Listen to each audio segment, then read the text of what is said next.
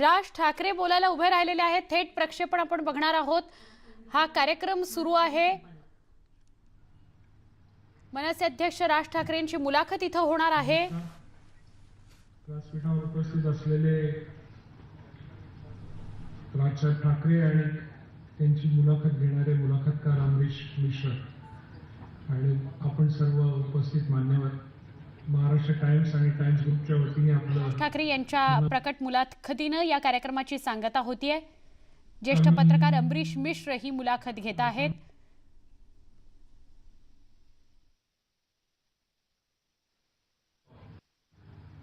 यावर्षी त्याचं स्वरूप अधिक व्यापक संगम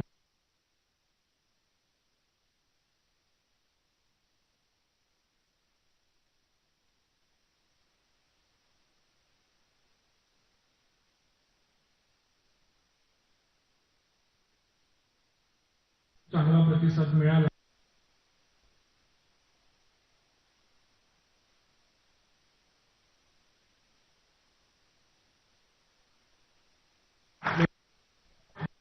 आम्ही तो मध्य मुंबईत करत होतो। या पहिल्यांदा आम्ही ठाण्यामध्ये आलो आणि ठाण्याचं आणि महाराष्ट्र टाइम्सचं नातं खूप जुनं आहे। ठाण्याने कायमच महाराष्ट्र टाइम्सला प्रेम दिलेलं आहे। यापुढेही ठाण्याबरोबरच अजून पश्चिम उपनगरामध्ये पण असाच उपक्रम करावा असा आमचा प्रयत्न आहे। मला खात्री आहे नक्की आपण सगळेजण त्यालाही प्रतिसाद द्याल। आपण सगळेजण ही मुलाखत ऐकायला उत्सुक आहोत, त्यामुळे तुमचा फार वेळ घेणार नाही। या मुलाखतीचं स्वरूप म्हणजे राज ठाकरेंची ओळखच बेसिकली एक कलासक्त नेता, कलासक्त लोकनेता अशी आहे। गेली 15-20 वर्ष त्यांचा माझा स्नेह आहे आणि अनेकदा असं होतं की राजकारणातल्या लोकांशी बोलताना राजकारण सोडून दुसरा विषयच निघत नाही। राजसाहेबांबरोबर बोलताना याच्याबरोबर विरुद्ध असतं की राजकारणाचा विषय अपवादाने येतो आणि बाकीच्या अनेक बाबींबद्दल आपल्यापेक्षा कदाचित कधी कधी ते जास्त अपडेट असतात। त्यामुळे पत्र किंवा संपादकाला सुद्धा ते एक अप्रूप वाटतं। अमरीशजींबद्दल आपण सगळेजण जाणता।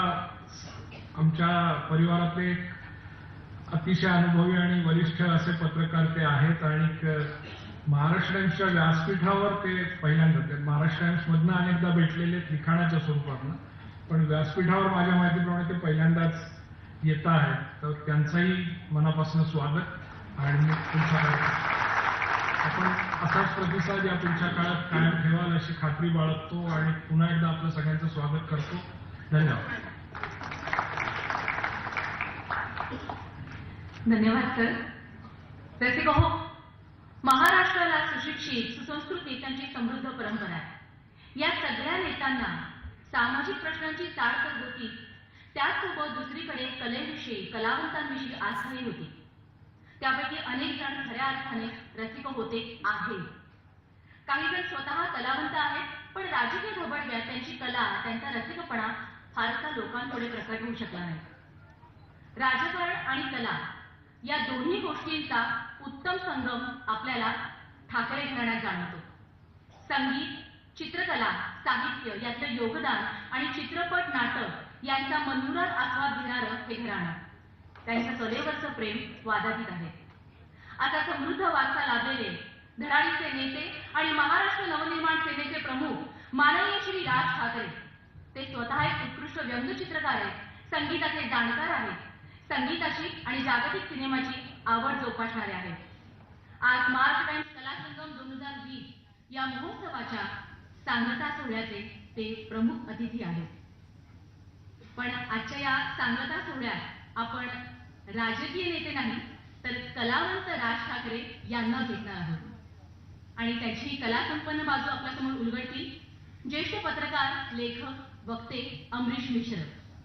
गेली 40 वर्ष अमरीश मिश्र पत्रकारितेच्या क्षेत्रात कार्यरत आहेत। विविध क्षेत्रातील मान्यवरांच्या मुलाखती, संगीत, चित्रपट अशा अनेक विषयांवर दृकश्राव्य माध्यमातून ते सुमधुर कार्यक्रम सादर करतात। शुभ्र काही जीव घेणे, दरवळे इथे सुवास, अलग, सुंदर की दुसरी दुनिया, गंगेमध्ये गगन वितळले ही त्यांची लेखन संपदा, तसंच गुलजार आणि सई परांजपे यांच्या पुस्तकांचा मराठी अनुवादही त्यांनी केला आहे. दोन्ही मान्यवरांचं कार्यक्रमात मनपूर्वक स्वागत. आणि महाराष्ट्र टाइम्सचे संपादक पराग करंदीकर सरांना मी विनंती करते की त्यांनी आजचे आपले प्रमुख अतिथी माननीय श्री राज ठाकरे यांचे स्वागत करावं, पुस्तक आणि महाराष्ट्र टाइम्सतर्फे एक विशेष भेट देऊन.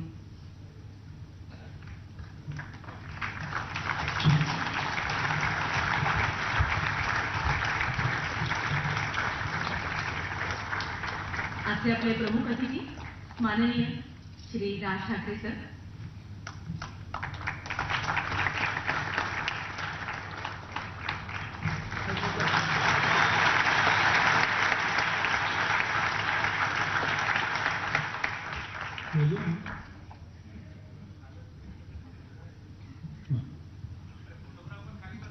धन्यवाद रविकर सर.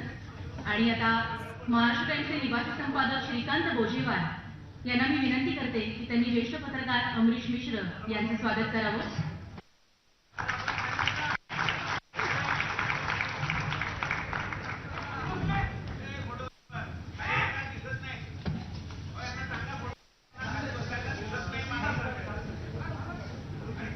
ज्येष्ठ पत्रकार माननीय श्री अमरीश मिश्र यांचे स्वागत करतात श्रीकांत बोजेवार.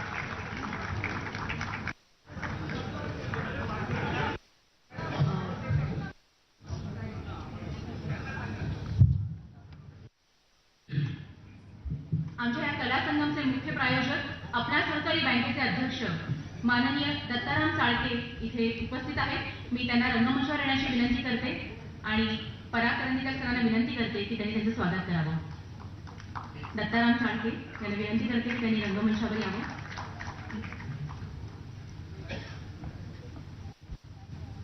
या संपूर्ण कला संगम महाराष्ट्र टाइम्स कला संगमचे माननीय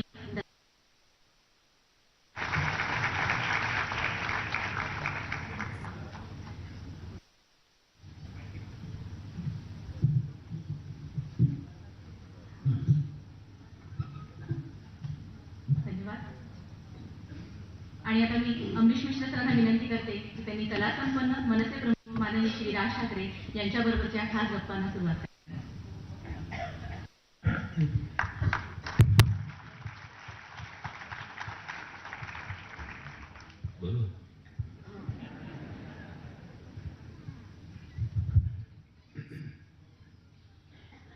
गेली 28 वर्ष मी मला मनसे अध्यक्ष माननीय राजसाहेब ठाकरे यांचा स्नेह मिळाले. या सर्व काळात त्यांच्या प्रभावाचा लाभला.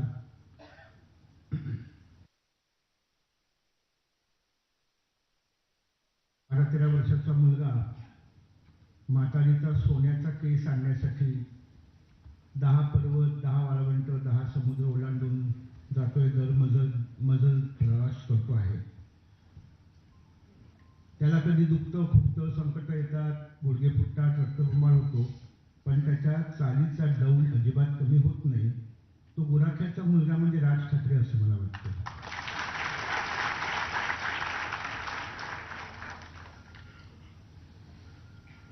मला असे वाटतं की मैत्रीची 3 पथ्य असतात. पहिलं पथ्य की मित्रांनी एकमेकांचा सन्मान केला पाहिजे. टिवल्या बावल्या करण्याचं एक वय असतं, त्यावेळेची एक मैत्री होते, पण ते जेव्हा 40 होता तो मित्र तेव्हा त्याचा सन्मान, डिग्निटी, रिस्पेक्ट नाही, डिग्निटी आहे पाहिजे. ती मी राजसाहेबांची आणि राजसाहेब माझे सांभाळतात, याबद्दल मी त्यांचे आभार मानतो. दुसरं स्पेस दिली पाहिजे. राजसाहेबांचं अतिशय मोठं मित्रवर्तुळ आहे. तर आम्ही एक छोटा गट आमचा आहे. आम्ही एका पुस्तकावर काम करतोय. इथे आले रचनाताई आले, सुजय आलाय, केतन आहे, तर आणि आणखी 1-2 लोक आहेत जे पत्रकार आहेत, पण त्यांचं नाव मी घेणार नाही, कारण त्यांचं नाव घ्यावं की नाही पूर्व परवानगी मी त्यांची घेतली नाही. तर असा एक छोटासा ग्रुप आहे, आम्ही त्यांना भेटतो. पण एक आम्ही पाळतो, म्हणजे जे पत्रकार आहेत ते आणि मी, आम्ही सल्ला देत नाही. राजकीय नेत्यांना सल्ल्याची गरज नसते एवढं तर कळलेलं आहे 40 वर्षानंतर. आणि दुसरं असं, उर्दूत एक फार सुंदर शेर है, मेरा वजूद बहुत है मेरी सजा के लिए. मला शिक्षा करण्यासाठी मी आत्ता जो मी आहे तेवढा पुरेसा आहे. मेरा वजूद बहुत है मेरी सजा के लिए, तो दोस्त है तो नसीहत न कर खुदा के लिए. उपदेश करू नको. तर हे सत्य आम्ही पाळतो. या 2 कसोट्यांवर ही मैत्री टिकून आहे. आणि तिसरा आहे तो अत्यंत आनंदाचा भाग आहे, आणि तो म्हणजे राज ठाकरेंच्या बरोबर असलेली बैठक, मैफल, गप्पा, निखळ नितळ मनानं मारलेल्या भरपूर गप्पा, जे मला आवडतं. आणि त्यांचा पाहुणचार, हास्याची कारंजी फुटत असतात, हास्याचे स्फोट फुटत असतात. हलके हलके आपल्याला राज ठाकरेंचं अंतरंग कळते की काय असं वाटू लागतं, आणि ते अचानक ग्रेटा गार्बो सारखे एकदम स्वतःच्या कोशातही जातात. तेही मी बघितलेले 28 वर्ष.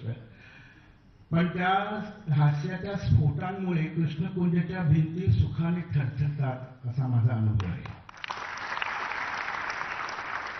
हा आनंद दिल्याबद्दल मी माननीय श्री राज ठाकरे, शर्मिला ठाकरे, त्यांच्या मातोश्री कुंदाताई, त्यांची मुलं आणि त्यांचा स्टाफ या सगळ्यांचा मी जाहीरपणे आभार मानतो. कधीही जजमेंटल नसतात. कोणताही विषय ते उगाळत नाहीत, निगेटिव्ह विषय. त्याच्यावर एखादे असं भाष्य करतात आणि त्यांची भाष्य इतकी छान असतात, इतकी समर्पक आणि काटेकोर असतात की ते महाराष्ट्र टाइम्सचं संपादकीय लिहू शकतात याची मला खात्री आहे. मी राजसाहेब ठाकरेंचा उल्लेख खाजगीत राजसाहेब ठाकरे असा करतो, आणि आता सुद्धा मी त्यांचा उल्लेख राजसाहेब असाच करणार आहे, कारण ते एका पक्षाचे नेते आहेत, महाराष्ट्राचे आघाडीचे नेते आहेत आणि युवकांचे अतिशय प्रिय नेते आहेत.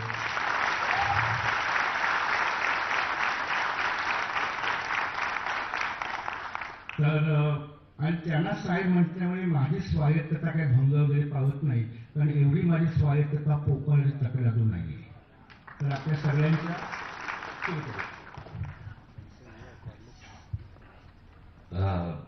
माझी टेलिव्हिजन चॅनलच्या जे लोक कॅमेरा घेऊन आहेत त्यांना माझी विनंती की जरा खाली बसलं तर बरं होईल, मागच्या लोकांना पण दिसेल.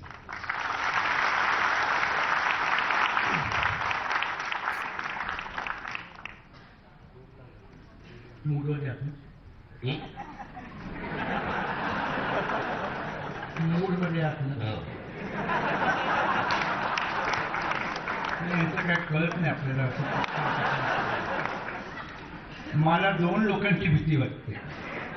त्यांची नजर आली की माझ्या पोटात बाबू होतं. एक श्रीमान राज ठाकरे आणि दुसऱ्या दीदी लता मंगेशकर. भीतीच वाटते. त्या अशा बघतात ना की आपल्याला पोटात ढवळतं. त्यांनी असं एकदा माझ्याकडे बघितलं की काय होतं, सुरू कर होतं की काय होतं मला माहित नाही. सुरू करतो. 2 राज ठाकरे असं आपण ढोबळ मानाने मानू.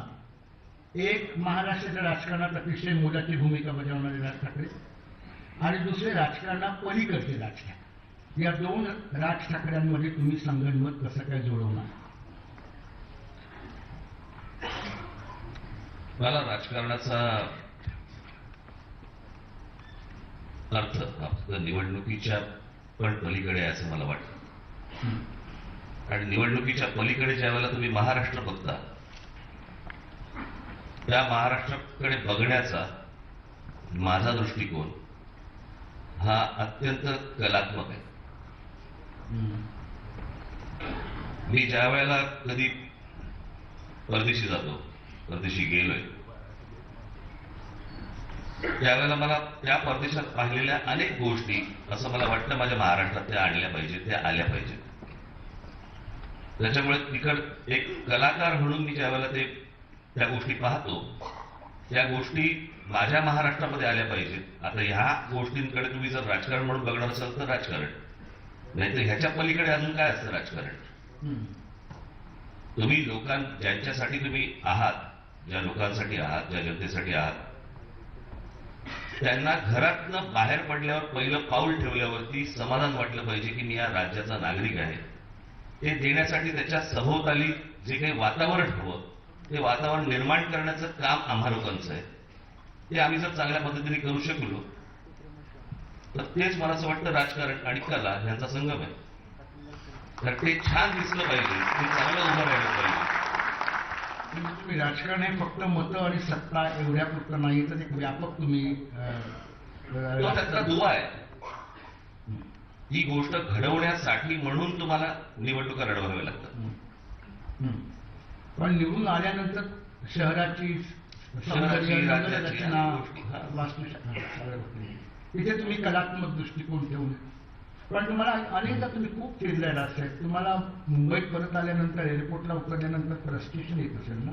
नाही, नाही एअरपोर्ट बघून येतं पण घरी आल्याचं समाधान असतं. नाही ते बरोबरच आहे, मातृभूमी आहे. पण तिकडे जे तुम्ही पाहता ते सगळंच्या सगळं तसंच्या तसं इकडे अंमलबजावणी होऊ शकते का? हा म्हणजे त्रास होतो की माझं एक मी मागे इथल्या कुठच्याही मुलाखतीत किंवा माझ्या भाषणामध्ये मी म्हटलं होतं की पुरुष गरोदर राहणे ही एक गोष्ट सोडली तर मला नाही वाटत जगात काही अशक्य आहे. खरं. तेही होऊ शकेल, माहीत नाही सायन्स कुठे जाते ते, परंतु तिथे होऊ शकतं तर माझ्या महाराष्ट्रात काय नाही होऊ का होऊ शकत. शकते? सहज साध्या गोष्टी आहेत. मग हेच लक्षात ठेवून तुम्ही राजकारणात आला तसं एक म्हणजे blueprint- म्हणजे आपण एक साधा एक विचार केला समजा आपण की बांद्रे कुर्ला काय कॉम्प्लेक्स जो उभा राहिलेला आहे, इतका मोठा कॉम्प्लेक्स उभा राहिला आहे. हा कॉम्प्लेक्स उभा राहत असताना कसा उभा करायचा याची रचना होती. मग जर ती रचना होती तर त्याच्यामध्ये एक शिवाजी पार्क सारखं मैदान का नाही उभं राहिलं, जिथे लोक येऊ शकतात, विरंगुळासाठी येऊ शकतात, संध्याकाळी फिरायला येऊ शकतात, असं एखादं चांगलं मैदान. म्हणजे जे ब्रिटिशांनी जे आपल्याकडे निर्माण करून गेले त्याच्यानंतर तुम्ही बघा, आज तुम्ही मुंबई दर्शनची जी काय ती बस फिरते, ती मुंबई दर्शनची बस फिरते, त्याच्यात ते काय दाखवतात ते बघा. आपल्याकडे निर्माण झालेल्या फक्त 3-4 गोष्टीच दाखवतात. अमिताभ बच्चनचा बंगला, शाहरुख खानचा बंगला, सलमान खानचं घर. हे सोडलं तर ब्रिटिशांनी निर्माण केलेल्या गोष्टीच दाखवतात.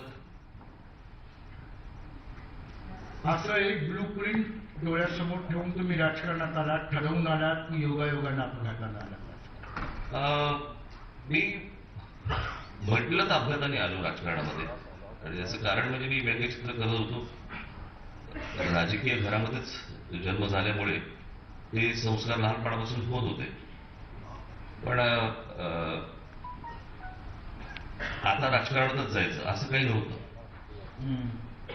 परंतु जे वर्तुळ होतं, जी लोक भेटायची किंवा भेटायला यायची किंवा ज्यांच्याबरोबर मी असायचो, त्यांचा संबंध हा तसा राजकारणाशी असायचा. आणि मग ते त्याचं येणं जाणं यातनं ते अपघाताने ती गोष्ट घडली, मी राजकारणामध्ये आलो. तुम्ही चित्रकला, वास्तुकला, एकूणच कॉम्पोजिशन यातलं तुमचं सौंदर्यदृष्टी अतिशय अप्रतिम. तुम्हाला राजकारण बटबटीत नाही वाटत? नक्की, निश्चित वाटतं? निश्चित. बटबटीत वाटतं म्हणण्यापेक्षा खरं सांगत आत्ताच जे काही राजकारण महाराष्ट्रामध्ये जे काही घडलंय ते मी त्याला दुर्दैवी म्हणेन. की कोणतरी कोणाबरोबर तरी निवडणुका लढवत आहेत, मग निवडणुका झाल्यानंतर लोकांनी मतदान केल्यावरती कोणतरी कोणाबरोबर तरी जात आहे आणि कोणाचं तर भलत्याचं सरकार बनतंय, आणि ज्यांच्याबरोबर आहेत ते ज्यांच्या जास्ती जागा आहेत ते विरोधी पक्षामध्ये बसलेले आहेत. हे आपल्याला वरवर जरी दिसत असलं तरी त्याचा परिणाम हा खालपर्यंत होत असतो. आणि तो खालपर्यंत जेव्हा परिणाम होतो, जेव्हा महाराष्ट्रातल्या शहरांमध्ये होतो, महाराष्ट्रातल्या ग्रामीण भागामध्ये होतो, त्यावेळेला ज्यांना एक जे आशा लावून बसलेले असतात राजकारणाकडे, निवडणुकीकडे, किंवा त्यांना आता असं वाटायला लागतं की काही केलं तरी चालतं. उद्या ह्याच्या या पक्षात जा, उद्या त्या पक्षात जा, उद्या ह्याच्याबरोबर निवडणूक लढवा, निवडणूक लढवून निवडून आल्यावर या पक्षात जा. हे काही चांगलं चित्र नाहीये महाराष्ट्राच्या दृष्टीने. म्हणजे पुढच्या येणाऱ्या पिढ्या आपण चांगल्या घडवणार आहोत का त्यांच्यावरती हा संस्कार टाकणार आहोत? कारण सत्ता प्राप्ती हा एकच. पण सत्ता प्राप्ती जरी नुसती तुमची असली तरी तुम्ही सत्ता प्राप्ती कशासाठी आहे हे जर तुम्हाला समोर मांडता येत नसेल किंवा तुम्हाला जर लोकांसमोर दाखवता येत नसेल, हा काय राजकारणाचा विषय नाही, निवडणुका आहेत त्यावेळेला मी फाडीनच. परंतु या सगळ्या गोष्टींमध्ये तुमच्या हातामध्ये 20-25, 25, 30 वर्ष एक शहर दिल्यानंतर, तुम्हाला राज्य दिल्यानंतर काहीच कसं काय घडत नाही? म्हणजे नक्की ह्यांचा वेळ जातो कशामध्ये? मी मागे उदाहरण दिलं होतं की प्रभू रामचंद्रांना वनवास झाला आणि वनवास झाल्यानंतर ते निघाले, मग ते दंडकारण्यामध्ये आले, मग तिथे त्यांनी काय कुटी जी होती त्यांची, मग सीतामाईंना काहीतरी एक हरण दिसलं, मग ते बोलले मला ते हरण पाहिजे, मग राम त्याच्या मागे धावले, मग काहीतरी ते लक्ष्मणा अशी काय हाक आली, मग लक्ष्मण तिथे होते, मग त्यांनी सीतेला सांगितलं त्याच्या बाहेर येऊ नकोस, मग तेही धावले, मग रावण आला, रावण घेऊन गेला, मग राम म्हणाला तर काय करायचं, आनंद पाहिजे, कुठे गेले माहित नाही, मग जटायू भेटला. मी मुद्दा म्हणून सांगतोय, हे काय मी काय पाठलेलं नाहीये, गटाचा संदर्भ सगळ्यात शेवटी येईल. मग जटायूला, मग जटायूने सांगितलं की असं तो रावण नावाचा कुठेतरी माणूस आला, तो काहीतरी घेऊन गेला, मग ते काय ते वाली सुग्रीव बिग्रीव असं करत करत करत मग ते सगळी वानर सेना बिना वगैरे सगळं करत मग त्यांनी तो एक पूल बांधला, आणि पूल बांधला, मग ते तिथे लंकेला गेले, मग तिकडे ते कुंभकर्णाला उठवलं, जागा केला, त्याला काही दिवस गेले, मग तो उठेना, मग त्याच्याच वेळ गेला, मग तो मेला, तो मग रावण आला, मग रावण मेला, मग सीताबाईला घेऊन पुन्हा अयोध्येला आले. 14 वर्ष पूर्ण झाली. एवढ्या वर्षात बांद्रा वरळी सिलिंग बांधला गेला.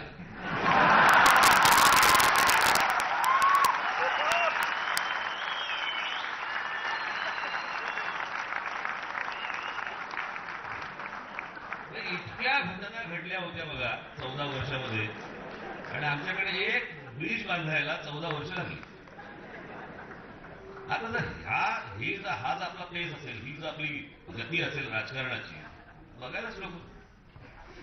राजकारणात आला नसता तर कोणतं क्षेत्र निवडलं असतं असा माझा प्रश्न होता, पण त्याचं उत्तर मला मिळालेलं आहे. दुसरा एक मुद्दा असा आहे की आपल्याकडे आता जवळजवळ भारतीय राजकारणामध्ये घराणेशाही मानली जाते. हा, पण त्या घराणेशाहीची गोडपेक्षा कडू फळं जास्त लोकांना चाखायला मिळते. गोडपेक्षा कडू फळं जास्त चाखायला मिळतात घराणेशाहीची.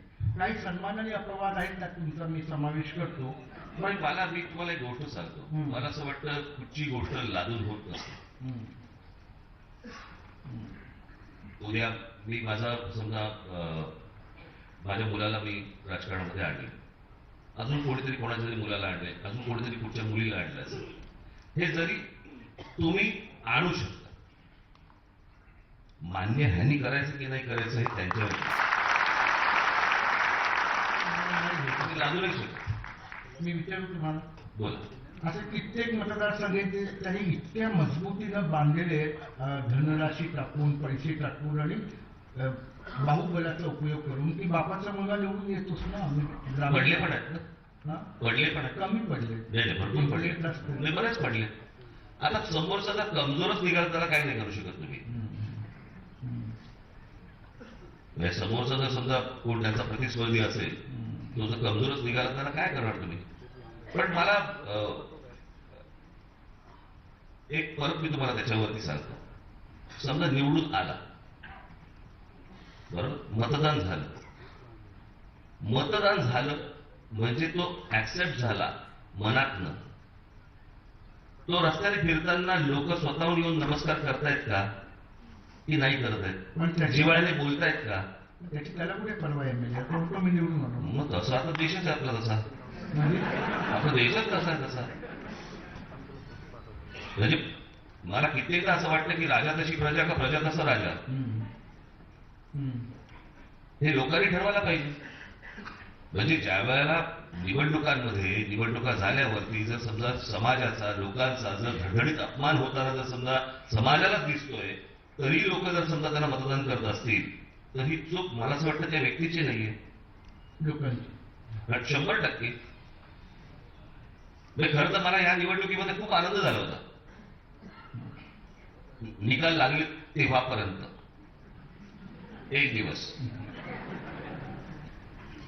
की ज्यांनी पक्षांतर केली अनेक, त्या सर्व लोकांना महाराष्ट्रातल्या जनतेने धडा शिकवला आणि घरी बसवले. अगदी तुरळक कोणी जे आले तसे निवडून आले, परंतु बहुसंख्य तुम्ही दिसतील की त्यांना घरी बसवले लोकांनी. आणि ते राज्यसभेवर जातात ना महाराष्ट्रावर. ते आता त्याला आपल्या सिस्टीमला काय करू शकत नाही. मला हे विचारायचंय की वडिलांपेक्षा काकाच्या तावडीतून स्वतःची सुटका करून घेणं प्रभावाकडे हे जास्त सोपं आहे. नाही, मला कळलं ना. तुम्हाला कळलं? वडिलांपेक्षा म्हणजे वडिलांचा मुलगा राजकारणात येतो, काकांचा मुलगा राजकारणात येतो. एक वेळ अशी येते की हे वटवृक्षाखाली काहीच उगवत नाही.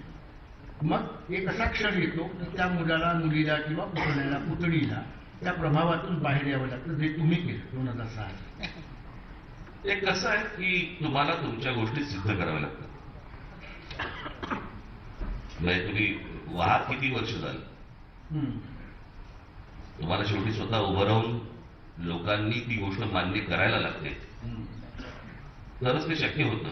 आणि तुम्ही कसं असतं मी तुम्हाला सांगतो, प्रभाव हा तुमच्यावरती असतोच. ज्यांना तुम्ही लहानपणापासून पाहत आलेला असतात त्यांचा प्रभाव तुमच्यावरती असतोच. हळूहळू हळूहळू तो बदलत जातो. म्हणजे उदाहरणार्थ सांगतो, उदाहरणार्थ समजा आपण असं पकडूया की व्यंगचित्रकार डेव्हिड लो, व्यंगचित्रकार डेव्हिड लो यांना पाहून माझे बाळासाहेब व्यंगचित्रकला शिकले, माझे आर के लक्ष्मण हे व्यंगचित्रकला शिकले, हे डेव्हिड लोना पाहून. पण सुरुवातीची जर व्यंगचित्र पाहिली, त्यांचे जर स्ट्रोक्स पाहिले, तर त्याच्यामध्ये तुम्हाला लो यांचा प्रभाव दिसेल. पण कालांतराने त्या प्रभावातून माणूस बाहेर येतोच, तो सतत तसा राहत नाही. म्हणजे बघायला गेलं तर माझे काका बाळासाहेब यांच्यावरती सर्वात मोठा प्रभाव हा कोणाचा होता, तर तो माझ्या आजोबांचा होता. त्याचबरोबरीने आचार्य आत्रेंचा होता. पण त्या प्रभावातून तेही बाहेर आले. आणि ते येतच तुम्ही जसं जसं काम करत जाता तसे तुमचं स्वतःच एक काय म्हणतात स्टाईल म्हणा किंवा तुम्हाला स्वतःची एक अस्तित्व असते तयार होत असते. बाळासाहेब कार्टून काढतायत आणि तुम्हाला शेजारी बसलाय असं अनेकदा झालं असेल. दर सोमवार मंगळवारी. हा, पण किती वेळ लागायचा बाळासाहेबांना कार्टून पूर्ण करायला? असं नाही सांगता येत. ते हा प्रश्न अनेकदा लोक विचारतात की व्यंगचित्र काढायला किती वेळ लागतो. ते व्यंगचित्रावरती आहे. ते व्यंगचित्रात कॅरेक्टर्स किती आहेत, व्यंगचित्राचं त्याच्यामध्ये काही आउटडोर आहे का इनडोर आहे, व्यंगचित्र करायचंय त्याच्यामध्ये इतर काही तुम्ही साधन दाखवताय का, त्याला काही वेगळ्या म्हणजे त्याला पर्स्पेक्टिव्ह काय आहे, त्याला काही लँडस्केप आहे का की नाही आहे, शहरातला त्याचा बॅकड्रॉप हा शहराशी संबंधित आहे. खूप गोष्टी असतात. कॅरेक्टर्स किती आहेत, म्हणजे सिंगल करायचं असलं तरी ते शेवटी कॅरेक्टर पण यायला वेळ लागतो. तर त्याच्यामुळे त्या प्रत्येक व्यंगचित्रावरती अवलंबून असतं, असं काही नसतं. काही वेळेला पटकन होऊन जातं. मी माझ्या बाळासाहेबांनी मला अगदी मी जेव्हा कॉलेजमध्ये पण नाही, मी 9वी 10वी मध्ये होतो आणि पहिलं मला मला सहज व्यंगचित्र म्हणून करायला सांगितलं होतं. व्यंगचित्र नव्हतं, ते मार्मिकचं मुखपृष्ठ होतं. ते मी साधारणपणे मार्मिक, तुम्हाला जुना मार्मिक आठवतं ना छोटा, ते मुखपृष्ठ मी केलं असेल एक 10 मिनिटात. 10 मिनिटं. कारण तो चौकून मला सांगितलं होतं फक्त काळा कर. कुठची तरी परिस्थिती अशी होती की त्याला तो निषेध व्यक्त करायचा होता, म्हणून मला सांगितलं ह्याच्यात काळा भरून टाक. तर फक्त इंकने भरायला आपलं 10 मिनिटं लागली. तुम्ही लोकसत्तेमध्ये कार्टून काढत होता, रोज काढत? हो, मी 1 दिवसाआड करायचो. मी 2 वर्ष लोकसत्तेमध्ये फ्रीलान्सर म्हणून काम केलं.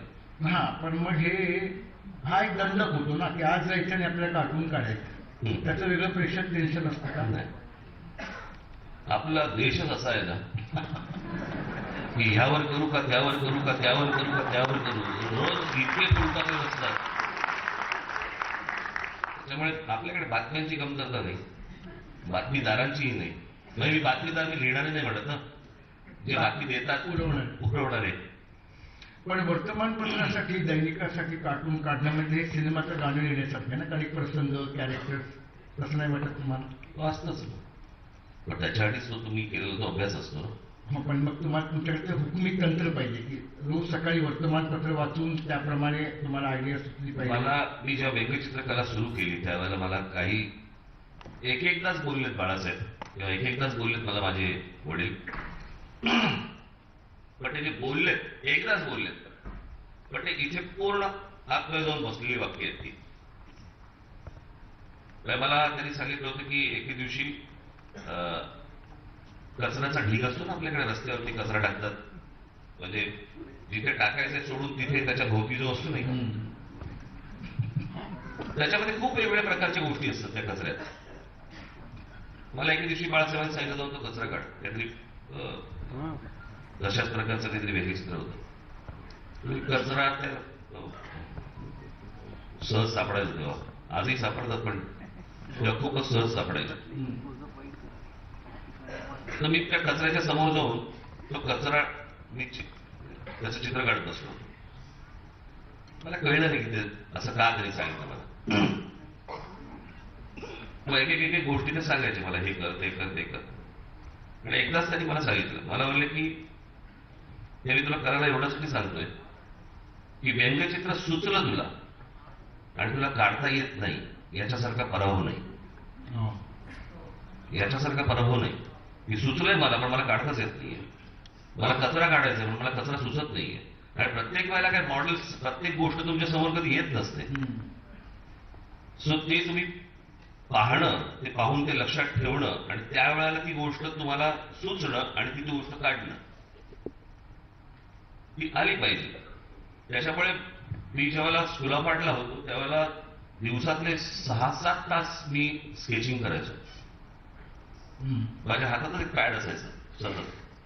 कुठे ट्रेनमध्ये बसलो, ट्रेनमध्ये स्केच करत बसलो, कुठे आमच्या सीएसटीच्या इकडे बाहेर कुठे झुणका भाकर खातोय तिकडे, तिथे बसलोय स्टुलावरती, तिकडे कोणाचं तरी चित्र केलंय. सीएसटी स्टेशनचं जे आहे ते काढलंय, महानगरपालिका काढली आहे, काही बस स्टॉपवरती कोणी उभं आहे, कोणी बसलंय, कोणी केळी विकायला बसलंय, जे समोर दिसेल ते काढायचं. त्याच्यामध्ये मला अजून उपयोग झाला.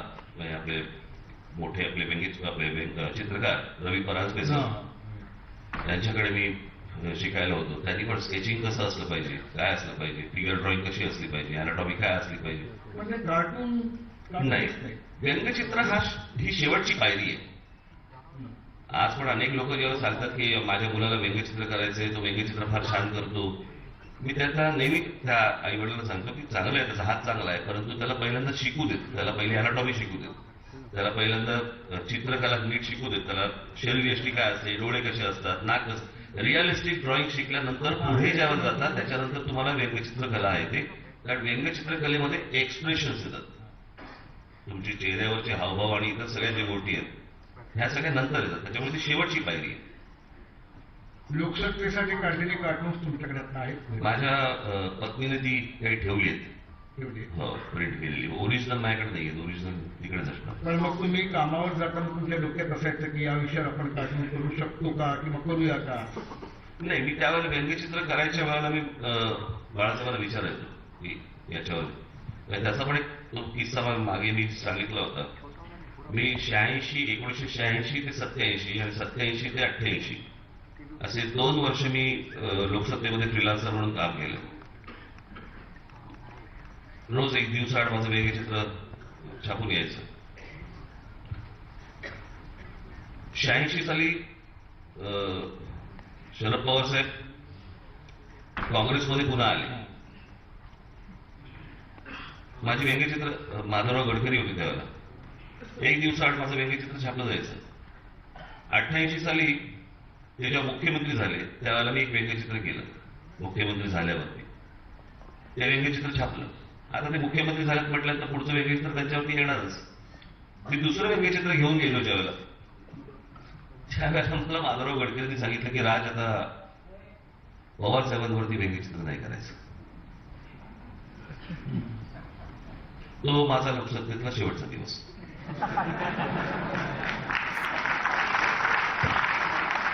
तुम्ही हा प्रश्न पवारांची मुलाखत घेताना विचारला? हो, त्यांना माहिती आहे. व्यंगचित्रात सगळ्यात जास्त ताकदीचं काय असतं, रेषा की खालची कॉमेंट? सगळंच. कॉमेंट चांगली आहे, ड्रॉइंग हार्ड आहे, फसलं. ड्रॉइंग चांगलं आहे, कॉमेंटच नाही, त्यात काही काय म्हणू त्याला, पंच नाही. पंच नाही, काही नाही, फसलं. दोन्ही गोष्टी एकत्र लागतात. तुम्ही काहीतरी डेव्हिड लॉची वेगळी चित्र, बाळासाहेबांची, लक्ष्मणांची बघितल्यानंतर तुम्हाला लक्षात येतं की ते सगळं ते पॅकेज आहे.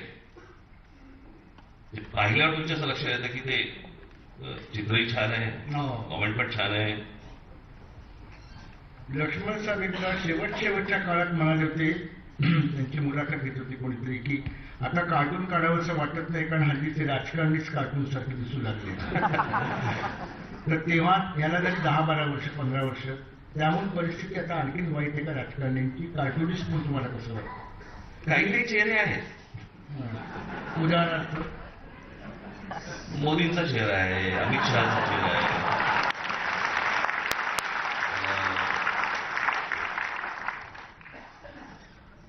व्यंगचित्र काढून राहुल गांधीचा चेहरा नाही चांगला. नाही बाई, कॅरेक्टर नाही. हा त्याला काही कॅरेक्टर, ते मैसूर सँडल चोप सारखं आहे ते. त्याला काही नाही आहे तसं. त्याच्या वडिलांना होतं, राजीव गांधी नव्हतं, त्याच्या चेहऱ्यामध्ये होतं, गंमत होती.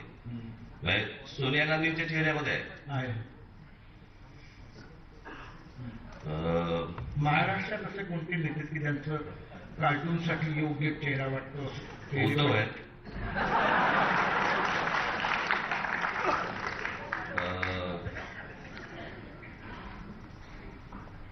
पवार साहेब आहेत. पण पवार साहेब पूर्ण आले तर जास्तीत जास्ती मजा आहे.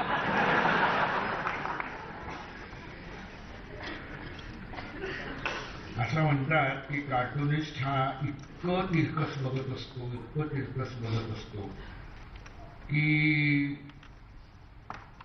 त्याचा दुष्परिणाम कार्टुनिस्टच्या जीवनवृत्तीवर होतो, तो पूर्णपणे सिनिक होतो, तुच्छता तुमच्याकडे म्हणून वाटत नाही, पण तुम्हाला तो धोका संभवतो. नाही, तुम्हाला लक्ष्मण साहेबांचं एखादं कार्टून खूप आवडलेलं आठवतं? हो मला आवडलं होतं. म्हणजे मॅची खूप व्यंगचित्र आहेत, पण मला त्यांचं आवडलेलं व्यंगचित्र होतं राबडी देवी ज्या वेळेला मुख्यमंत्री झाले आणि त्यावेळेला काय त्यांचं नाव, थोड्या दिवसासाठी पंतप्रधान झाले तेव्हा, गुजराल, आय.के. गुजराल त्यावेळेला पंतप्रधान होते. त्या खुर्चीवर बसल्यात, आतल्या बाजूला लालू प्रसाद यादव काहीतरी जेवण बनवतात, बाजूला सगळे ते गवत बिवत पडले, चारा घोटाळ्यातलं वगैरे, आतमध्ये जेवण बनवतात आणि फोन त्या ठेवतायत, त्या फोन ठेवतायत आणि आतमध्ये सांगतायत की रॉंग नंबर होता, कुठेतरी आय.के. गुजराल म्हणून मी बोलत होतो.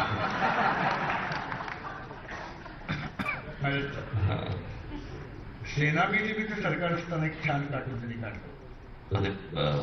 बाळासाहेब बसले तरी बाळासाहेब असे सिंहासनावर बसले, एक छोटस मुटकं स्टूल आहे आणि प्रमोद महाजन मुंडे येत आहेत आणि बाळासाहेब म्हणतात या बसा, म्हणजे छोट्या स्टूलवर. त्याचं फार छान होतं कार्टून. व्यंगचित्रकलेला आज अवकळ आली असं वाटतं तुम्हाला? व्यंगचित्र आहेत भरपूर, पण त्यातली रेषेतली भाष्यातली ताकद ती काळ अनुकूल नाही का? एक्झॅक्टली राजकीय अभ्यास नाही म्हणत. राजकीय अभ्यास नाही. राजकीय अभ्यास काय आहे ते, तो 3 गोष्टींचा संगम आहे. एक, तुमचं ड्रॉइंग पॉवरफुल पाहिजे, अतिशय फार जबरदस्त तुमचं ड्रॉइंग असलं पाहिजे. 2, राजकीय अभ्यास असला पाहिजे. आणि 3, तो आणता येणार नाही, त्याचा कारण अभ्यास नाही करता, तो तुमच्यात उपजत ह्युमर असला पाहिजे, एक विनोदाचं अंग असलं पाहिजे.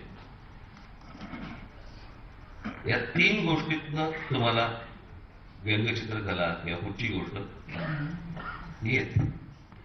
तुम्हाला असं नाही वाटत की हल्ली कारणं पुष्कळ आहेत, कारणात नको जाऊया, पण हल्ली सार्वजनिकरित्या आपले विनोद हे फार बटबटीत आणि खालच्या पातळीचे आहेत आणि व्यंगचित्रकलेचा विनोद हा अत्यंत सूक्ष्म आणि खमंग असतो. तशा प्रकारच्या विनोदाला सार्वजनिक टीव्ही वगैरे नाटकांमध्ये नाहीच आहे. असं एक म्हटलं जातं. काही व्यंगचित्रकार चांगले आहेत पण आपल्याकडे. तो एक सतीश आचार्य म्हणून आहे, चांगला व्यंगचित्रकार. अजून एक काही जण आहेत छान, म्हणजे एक परवा दिवशीच एक छान व्यंगचित्र बघितलंय, स्पेलिंग वरती खेळलाय तो. एक गरीब माणूस फळ्यावरती लिहिलंय आणि ते मोदी वाचतायत. हा? आता ती अक्षरं इकडे तिकडे केली आहेत. ती लिहिलंय वेगळं आणि ह्याला दिसतंय वेगळं. आणि तो गरीब माणूस म्हणतोय रोटी आणि मोदी म्हणतात ओहो रायट.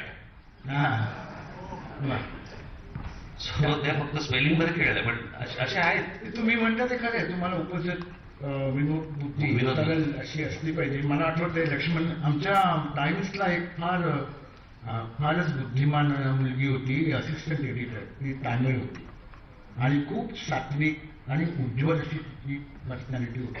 खूप बुद्धिमान होती. तर लक्ष्मण साहेब तिला आपल्या मुलीप्रमाणे मानायचे आणि तिला सांगायचे की मी तुला एक तामिळ ब्राह्मण मुलगा तुझी लग्न मी तुझा नवरा मी शोधून देईन तुला. असं म्हणता म्हणता तिने एका फोटोग्राफरशी लग्न केलं. तो असा दैत्यासारखा होता, त्याला खूप दाढी वगैरे होती. तर ती एक महिन्याभराच्या सुट्टीनंतर आली तर लक्ष्मण साहेबांना भेटायला गेले आणि सांगितलं की हे माझे मिस्टर. असं बघितलं, तामिळमध्ये म्हणाले तुला बोललो होतं ना मी नवरा शोधून देईन तुला म्हणून, तू याच्याशी का लग्न केलं असं तामिळमध्ये विचारलं. ती म्हणली की नाही पण तो मला आवडला. कांट हेल्प म्हणला, ब्युटी अँड द बीस्ट म्हणले. मला तुम्हाला हे विचारायचं की तुम्हाला विशुद्ध क्रिएटिव्ह पेंटिंगच्याकडे तुम्ही नाही गेला. काय काय पेंटिंग पेंटिंग क्रिएटिव्ह पेंटिंग कसं आहे, आम्हाला स्कूल ऑफ आर्टला first year second year third इयरला आम्हाला या सगळ्या गोष्टीतनं जावंच लागायचं. म्हणजे शिल्पकला असेल, ना ऑइल पेंटिंग असेल किंवा ॲक्रेलिक त्याला फार नव्हतं पण ऑइल पेंटिंग वॉटर कलर पासून सगळ्या गोष्टी असायच्या ते तुम्हाला शिकायला लागतं. पण झालं असं मी मगाशी माझं मी थर्ड इयरला कॉलेज सोडलं. मी काही ग्रॅज्युएट नाही आणि त्याने काही फरक पडत नाही अर्थात. पण ही तुमची स्वतःची समजूत करून नाही याचं कारण सांगतो. याचं कारण असं आहे की तुम्ही करायला आपल्याकडे पाहिजे. नाही याचं कारण असं आहे मला नंतर कळलं की ग्रॅज्युएट कॉन्स्टिट्युन्सी जी असते त्याचा जो उमेदवार आहे तो ग्रॅज्युएट असलाच पाहिजे अशी काही बंधनं नाही आहेत. मला एकदा प्रमोद नवलकरांनी त्याचा फॉर्म दाखवला होता पूर्वी. ग्रॅज्युएट कॉन्स्टिट्युन्सीचा फॉर्म दाखवला होता. त्या फॉर्मच्या खाली असं लिहिलं होतं सही अथवा अंगठा. ज्यांना जे ग्रॅज्युएट मला प्रमोद नवलकरांनी दाखवला होता. ग्रॅज्युएट कौन्सिल अंगठा कसं असेल. याचं कारण तो तुम्हाला ग्रॅज्युएट पाहिजे, तो सुशिक्षित असला पाहिजे उमेदवार असं नाहीये. त्याला मतदान फक्त ग्रॅज्युएट झालेले लोक करतात.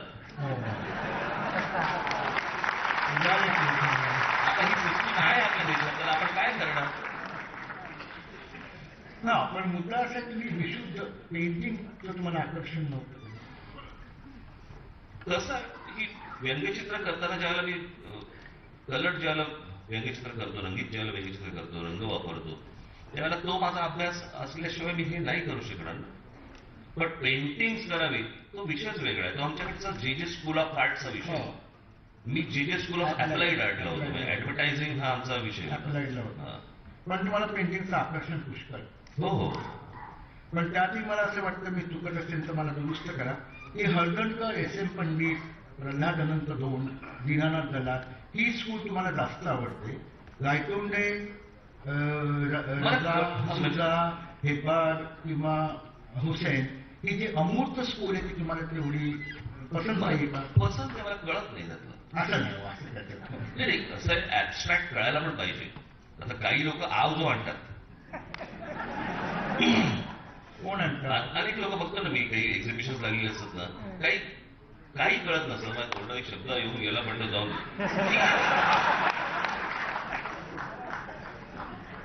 तू काय म्हणजे बघत असत हे जे चालू असतं ना काय कळलं घंटा कळलं तुला काय त्याच्यात. मला असं वाटतं की मी पेंटिंग त्या पेंटिंगचा आनंद आता जसं एम एफ हुसेन जेव्हा असं म्हणताना तेव्हा काय होतं माहिती का की सुजा आणि रजा वगैरे गायतोंड्यांची मस्करी केल्यासारखं. नाही मी त्यांची मस्करी नाही करत. मी म्हटलं मला नाही कळत. मला त्या लोकांच्या चित्रामधला सगळ्यात आवडणारा जो भाग आहे मला मेगाटोंड्यांच्या चित्रातला रंगसंगती काय समजत कमाल. म्हणजे तो रंग तिथे त्यांना वापरावासा वाटला ह्याचंच मला आश्चर्य वाटतं. असं नाही आहे की मला ते काही आवडत नाही, पण ही माणसं वेगळी, ह्या माणसांबद्दल नाही, पण इन जनरल जेव्हा काही जण ऍबस्ट्रॅक्ट आणि इतर काही गोष्टी करायला जातात आणि आताचे जे काही एक्झिबिशन वगैरे लागतात कित्येकदा कळत नाही आणि कित्येकदा असं वाटतं की नाही रंगसंगती चुकलेली. कसं असतं, एखाद्या एक चित्र पाहिल्यानंतर तुम्हाला कळलं पाहिजे की चित्राचा बॅलन्स गेलाय का नाही गेलाय,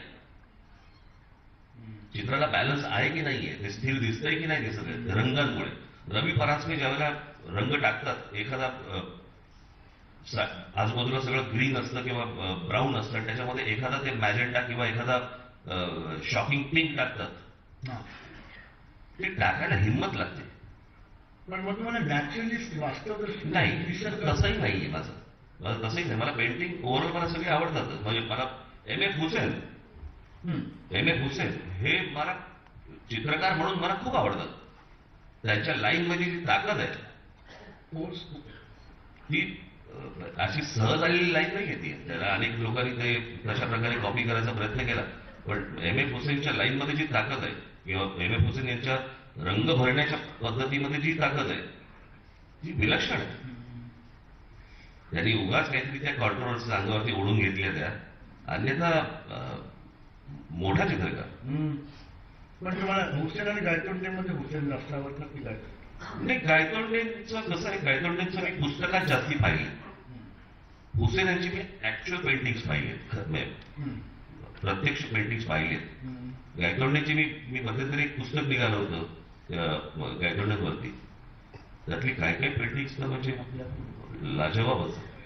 हे सगळं कसं आहे, मी ज्या वातावरणात वाढलो कलानगरमध्ये, आता कलानगरमध्ये कसं होतं की आमच्या मातोश्रीच्या बाजूचा बंगला सातवळे करायचा, समोर राहायचे भाई दोंडे, बरोबर समोर राहायचे के हेपर, अगोदर तिथे राहायचे तुमचे बेंद्रे, अनेक लोक तिथे दोन झाले, अनेक लोक तिथे राहायचे. बाजूला तुमचे काय म्हणतात वाघुळकर, आजगावकर शिल्पकार, त्याच्या मागच्या बाजूला वडके शिल्पकार, असे अनेक चित्रकार. मी ज्यावेळेला तिथे आमच्या कलानगरमध्ये कसं असायचं, कोणाची घरात तुम्ही गेलं सगळेजण काम करत असायचे. लहानपणापासून त्या गोष्टी बघायला मिळाल्या. आता हेपर काकांच्या वेळेला आम्ही जाऊ बघायचो, मला नाही कळायचं ते, पण त्यांची पेंटिंग मला उशिरानंतर हळूहळू कळायला लागली. पेंटिंग आपल्याकडे ज्याला आपण परदेशामध्ये ही गोष्ट खूप मोठ्या प्रमाणावरती असते आणि त्याचा एक कोर्स आहे, आर्ट ऍप्रिसिएशन कोर्स, की चित्र कसं पाहावं, तसा चित्रपट पण कसा पाहावा, चित्रपटात काय पाहावं. तुम्हाला स्वतःला जर सापडलं तर आनंदच आहे, परंतु त्याचे कोर्स आपल्याकडे असायला पाहिजे की चित्र कसं पाहायला पाहिजे.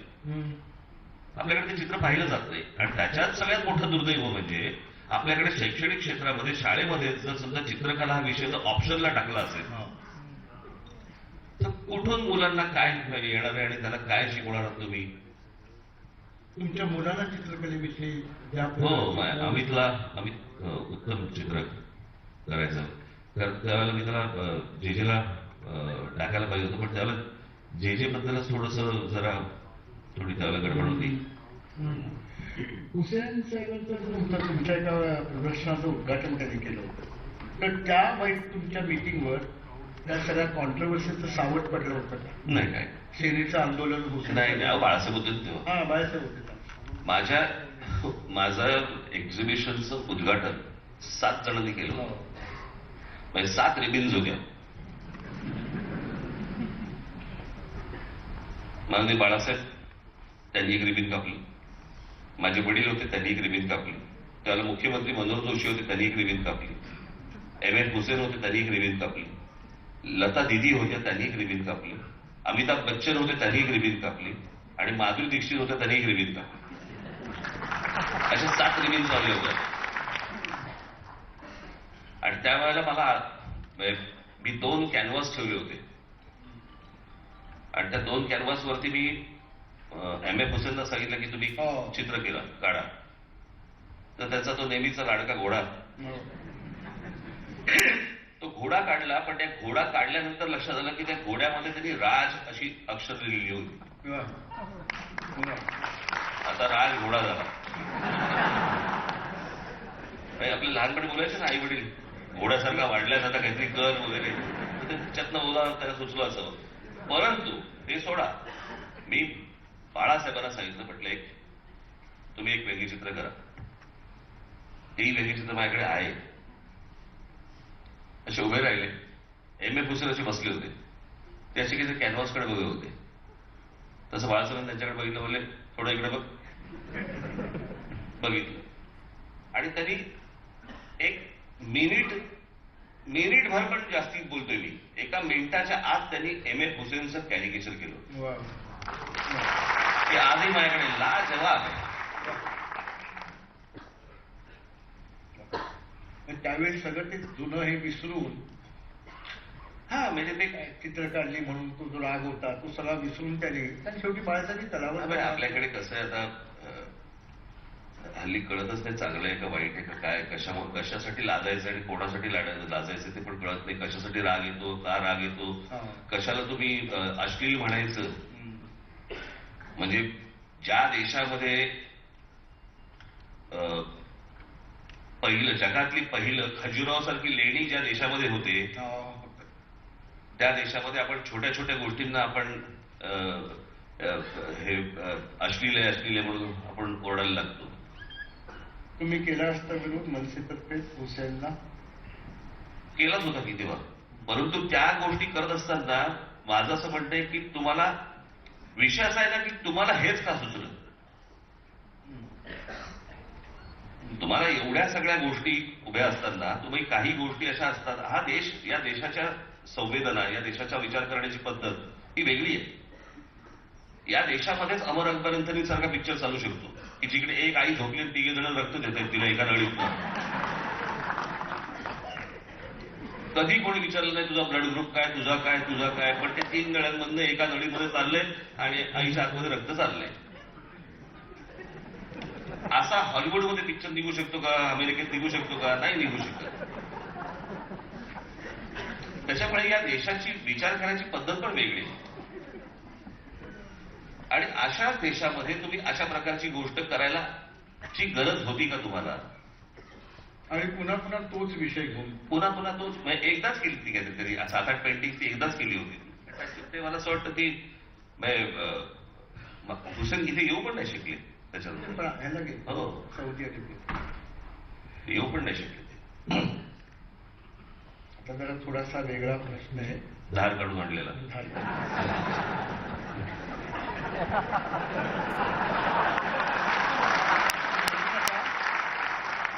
तुम्ही असं बोलू नका, माझा बोलूचा पत्ता कोणाला तरी माहीत असेल इकडे तर माझी वाट आहे. शाळेत असताना तुमचा बराचसा वेळ बाहेरचे उद्योग करण्यात जायचा असं खात्रीला एक सूत्राने आपल्याला. प्लीज बाईले बाहेरचे उद्योगाचा अर्थ समजून सांगा. बाहेरचे उद्योग म्हणजे तुम्हाला बाई बराच वेळ बाहेरच ठेवायच्या, वर्गाच्या बाहेर असं काहीतरी ते ऐकलंय. आणि मॅट्रिकला असताना तुम्हाला प्रत्येक विषयात 35 मार्क अशा पराक्रम. 10वीला मला 37% होते.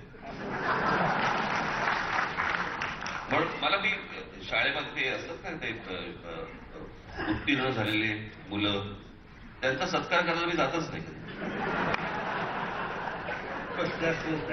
पहिली बोर्डात पहिले आले, बोर्डात दुसरे आले वगैरे अशी जे असतात ना, काय कुठच्या तोंडाने जायचो.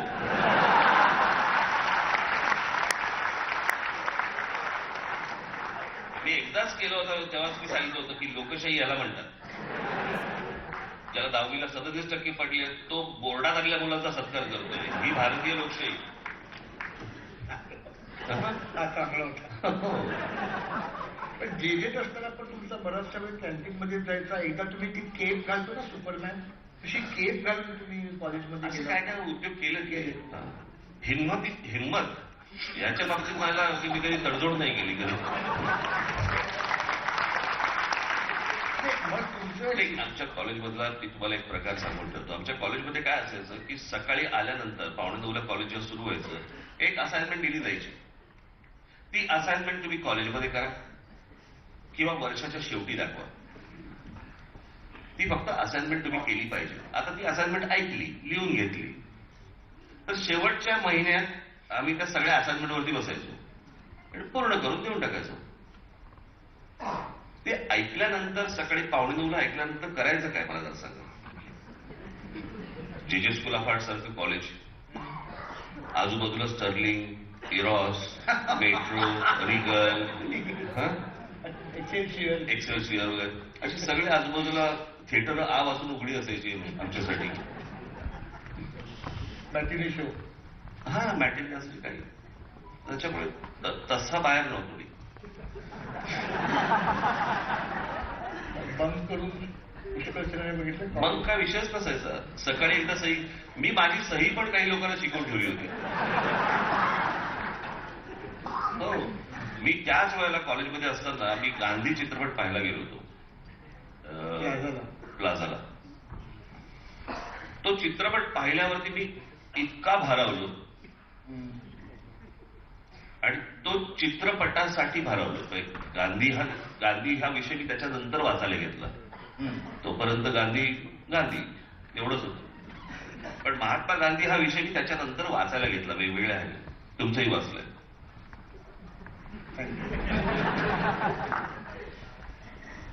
तो चित्रपट मी प्लाझा थिएटरला साधारणपणे 30 ते 32 वेळा पाहिला असेल. मी 8:45 कॉलेज असायचं. कॉलेजला सकाळी सही केली की तिकडे बस पकडायचो, प्लाझाला यायचो, 11 ते 2 पाहायचो चित्रपट, 2 वाजता बाहेर यायचो, तिकीट काढायचो, 2 ते 5 पाहायचो आणि तिकडून घरी यायचो. असं रोज करायचो. का करायचो? मला आजही जर समजा टीव्ही चालू असताना जर समजा गांधी लागला तर माझी बायको कपाळाला हात मारते. आता हात लावायचा ना. तो चित्रपट जितक्या वेळा तुम्ही पाहाल तितक्या वेळा तो काहीतरी तुम्हाला नवीन सांगतो. तो तुम्हाला चित्रपटाचं टेक्निक सांगतो. तो तुम्हाला चित्रपटातल्या जी पात्र आहेत, एक माणसाचं आयुष्य 3 तासामध्ये सांगायचं जगाला ही सोपी गोष्ट नाहीये. मी ज्या वेळेला मी कॉलेजमध्ये असताना जेव्हा गांधी पाहिला, तो गांधी पाहिल्यानंतर तेव्हापासूनच माझं स्वप्न आहे की छत्रपती शिवाजी महाराजांवरती एक चित्रपट करावा. माझं पहिलं कॉलेजमध्ये असतानापासून माझं पहिलं जे प्रेम हे चित्रपट निर्मिती, चित्रपट दिग्दर्शन याच्याकडे सुरुवातीपासून होतं. खरं तर मी अॅनिमेशन मध्ये जावं, वॉल्ट डिझनी स्टुडिओमध्ये जाऊन अॅनिमेटर व्हावं ही खरी तर माझी इच्छा होती. पण त्यावेळेला काय आत्तासारखी माध्यमं नव्हती. कोणाला पत्र लिहायचं, कोणाशी बोलायचं, काय करायचं काहीच माहित नव्हतं. पण शिवाजी महाराजांवरती एक चित्रपट करावा असं त्याला वाटलं आणि त्याच्यानंतर मी महाराज पण वाचायला तेव्हापासून जास्ती सुरुवात केली. आणि महाराजांवरती मी खूप वाचलं आणि खूप सगळं वाचल्यानंतर माझ्या असं एकदा लक्षात आलं की महाराजांवरती चित्रपट नाही होऊ शकत. चित्रपट नाही होऊ नाही शकत. का?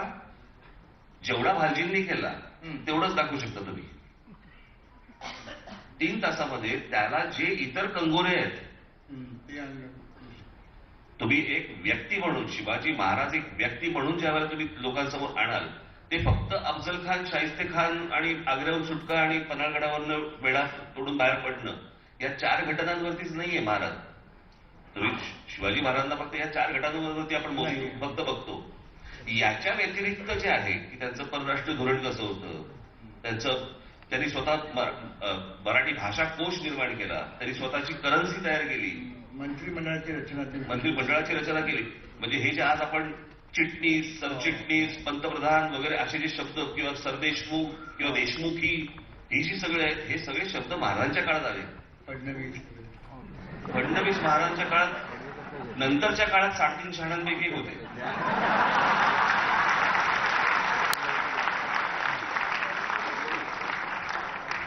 तुम्ही 1970च्या you are the product of 1970 आणि ते युग अमिताभ बच्चनचं होतं. तुम्ही राजेश खन्नाला साफ टाळून अमिताभकडे थेट केला का? अमिताभ बच्चनच्याकडे. आणि त्यांची बहुतेक सिनेमे तुम्ही फर्स्ट शो पाहिले असते. फर्स्ट डे फर्स्ट शो असं नव्हतं एकही असं कुठचंही बघितलं नाही. पण तुम्ही त्यावेळेची सगळे शोले, सिकंदर, दिवाण.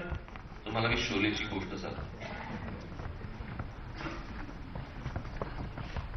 शोले चित्रपट ज्या वेळेला लागला 75 साली, ऑगस्ट 15, 1950. त्यावेळेला मला असं वाटतं तिसरीत वगैरे असू ना आपण, हा तिसरी चौथीत वगैरे होतो. तेव्हा मला कांजण्या झाल्या होत्या आणि माझे वडील मार्मिकला परीक्षण लिहायचे, शुद्ध निषाद नावाने, आणि त्यांना तो शुक्रवारी पाहायला लागायचा चित्रपट. त्याच्यामुळे त्यांनी एकदा पाहिलं, त्यावेळेला आत्तासारखं नव्हतं की बाबा आता काहीतरी फॅमिली चालली, आज बापाने पाहिलं, उद्या मुलांनी पाहिलं, परवा आईने पाहिलं, असं काही नव्हतं. ते एकदाच पाहायला जायचं ते शुक्रवारचं, ते मिस झालं. त्याच्यानंतर पुढे काहीतरी 2 वर्षानंतर मी भाजलो होतो. आता तो चित्रपट राहिला माझा बघायचा. 1-1.5 वर्षातच मी कुठे भाजलो. एक संपूर्ण एक उकळतं भांडं माझ्या अंगावरती सगळं पडलं होतं घरामध्ये. आणि त्याच्यानंतर जवळपास मी 6-7 महिने मला तेव्हाचा प्रसंग आठवतोय. माझ्या आईने रडत त्याला ते सगळं झाल्या बाळासाहेबांना फोन केला. माझे वडील होते, ते होमिओपॅथीचं वगैरे चालू होतं, आणि बाळासाहेबांना फोन केला. दुपारची वेळ होती. बाळासाहेब टॅक्सीने आले होते, टॅक्सीने, आणि ते टॅक्सीने जे आले ते लुंगी आणि बनियान होती त्याची. ते होते तसे टॅक्सीत बसलेने आले होते. आणि मी कळवळत होतो तेव्हा. आणि मग ते काय, तुम्हाला तर भाजल्यावरती काय होतं कल्पना आहे. पण त्यावेळेला मला बाळासाहेबांनी शोलेची त्यावेळेला एक LP याची डायलॉगशी निघाली होती. ती दिवसभरात ती. आता मला गंमत बघा, मला चित्रपटामधला कोण हिरो आहेत, कोण काय माहिती होतं त्या ह्याच्या कव्हरवरती बघून. मी चित्रपट पाहिलेला नाहीये, परंतु पुढच्या काही महिन्यांमध्ये माझा अख्खा चित्रपट पाठ होता. आणि मी तो जवळपास 80 साली चित्रपट पाहिला. म्हणजे 5 वर्षांनी तो चित्रपट पाहिला थिएटरमध्ये जाऊन. आई मला घेऊन गेली होती. आणि जसा तो चित्रपट सुरू झाला ना, तसा मी बोलत होतो. अख्खा चित्रपट बोलत होतो. म्हणजे न पाहता संपूर्ण डायलॉग पाठ असलेला तो एकमेव चित्रपट होता की तो पाहिलाच नाही. मला व्हिज्युअली माहितीच नाहीये, फक्त डायलॉग वरती तो मला माहिती होतं चित्रपट. तर तुमचा काय विषय होता? माझा विषय होता अमिताभ बच्चन. हा नाही, तसे काही तेव्हा ते नव्हतं. मोठा फिनॉमिनल होता अमिताभ. त्याचं कारण काय? तुम्ही काय थोडक्यात मला काय वाटतं की अमिताभ मी ही गोष्ट जावेद साहेबांना सांगितली होती. हा, आणि हे माझं, मी जेव्हा दिल चाहता है नावाचा चित्रपट पाहिला. मगाशी तुम्ही बोललात ना कला, आणि ज्याची सुरुवात केली तुम्ही मला, कला आणि राजकारण. मी दिल चाहता है नावाचा चित्रपट जेव्हा पाहिला, तेव्हा मी जावेद साहेबांना मी फोन केला, चित्रपट आवडला हे सांगितलं. आणि नंतर मी त्यांना म्हटलं मला तुम्हाला भेटून काही गोष्ट बोलायची. त्यांना मी भेटायला गेलो आणि त्यांना मी विचारलं की म्हटलं तुम्ही तो जो सगळा नेहरूंच्या नंतरचा काळ, नेहरूंचा जो काळ आहे सगळा, समाजवाद आणि ह्या सगळ्या गोष्टी स्वातंत्र्यानंतरचा, एकूण देशामध्ये साधारणपणे आता एक गुडी चित्र होतं. पंडित जवाहरलाल नेहरू कबूतर उडतायत. डेव्हलपमेंट ही खूप मोठ्या प्रमाणावर झाली त्या काळात. नाही अशातला भाग नाही, विनोदाचा भाग नाही नेहरूंचा. माणूस मोठा.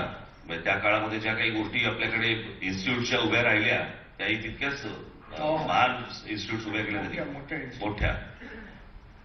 परंतु तो काळ असा होता. मग त्यावेळेला ती सर्वसाधारणपणे चित्रपट किंवा साहित्य किंवा ह्याचं हे लिखाण जर समजा तुम्ही पाहिलं तर ते त्या ढंगाचं होतं, त्या अंगाचं होतं. चित्रपटामध्ये पण हिरो हिरोईन जवळ आले की 2 फुलं जवळ यायची, पण ते दाखवले जायचे नाहीत. मग मागे मागे फिरतायत, जितेंद्र इथून तिथे 3-3, 4-4 किलोमीटर धावतोय, राजेश खन्ना पळतोय वगैरे, असे सगळा तो गुडी काळ होता. त्याच्यात एकूण समाजमन की बाबा ह्याच्यातनं अजून काही होत नाही. आणि तो अँगर जो आहे तो हळूहळू तुम्ही बघा की तो सगळा काळ आहे. त्या काळामध्ये ज्याला आपण बंड म्हणतो, तो बंडखोरी ही मोठ्या प्रमाणावरती उभी राहिली. मला मी चुकत असेल तर नक्षल मुवमेंट पण त्याच वेळेची, त्याच काळातली. आणि रिजनल फोर्सेस राज्यांमधले म्हणजे तुमचे MGR किंवा तुमचा DMK, तुमचं केरळामध्ये कोण ते केरळातले काय त्याचं नाव विसरलो. त्याच्यानंतर तुम्ही बघितलं तर शिवसेना, शिवसेना अकाली दल ते सगळं. हे सगळं रिजनल फोर्सेस वरती यायला लागले. तो जो एक बंडखोरीचा जो काळ होता, त्या बंडखोरीच्या काळामधला अमिताभ बच्चन. हा, नेहरूवियन इंडिया मधला जो गोड गुलाबीपणा होता आणि तो पोकळ होता, तो गेला. ते वाभाडे. तो गेला. हा. म्हणजे तो जो आपण बच्चनच्या तोंडात ना ऐकतो ते की ते काय बैठे कहा जाए, शराब से खडे रहो, तुम्हारे पोलीस तुम्हारे बाप का घर. तो परत पिताजी वगैरे असे होते. बाप बीप काढला नव्हता कधी हो, कोणी. हो. रणजित. बरोबर आहे. पण हे काढणारे जावेद अख्तर होते, सलीम खान होते. ते बंड त्यांना कळलं. आता तुम्ही बघा त्याच्यानंतरचा काळ जर समजा तुम्ही बघितला, त्या सगळ्या बंडानंतरचा किंवा त्या सगळ्या रिजनल मुवमेंट नंतरचा, तुम्ही त्याला गिरणी संप झाला, गिरणी कामगार अनेक त्याच्यामध्ये गेले आणि तो सगळ्या संपामधनं अनेक जण बेरोजगार झाले. त्या बेरोजगारीचं हे काही जण पोलीस खात्यात गेले, काही जण गँगस्टर झाले. तेही करणारे जावेद अख्तर होते. त्यांनी चित्रपट काढला कुठचा तो अर्जुन. आता भाषा बघा कशी बदलत जाते की त्याच्यातलं कुठचं एक गाणं आहे, ते काय केरो केरो काहीतरी, दुनिया माने बुरा तो गोली मारो. आता तो त्या काळातली ती भाषा आहे किंवा त्या काळातला तो अँगर आहे. आता त्याच्यानंतर अनेक एन्काउंटर. ठाण्यामध्ये कलासंगम 2020 या कार्यक्रमाचं आयोजन करण्यात आलेलं आहे. आज त्याची सांगता होती आणि राज ठाकरेंची मुलाखत सुरू आहे. या मुलाखतीमध्ये राजकारणापलीकडच्या राज ठाकरेंशी संवाद साधला जातोय. माझ्या त्याच्यावरती उभं करायचं अशा प्रकारचा एक तो तरुण तो सगळा उभा राहत गेला. त्यावेळेला जावेद साहेबांनी काढला तो दिल चाहता है. परत त्याच्यामध्ये गाडी घेणारे जावेद साहेबच आहेत की ते काय कोई कहे कहता रहे, हम लोगों की ठोकर में है जमाना. आम्हाला काय जमाना सांगू नका.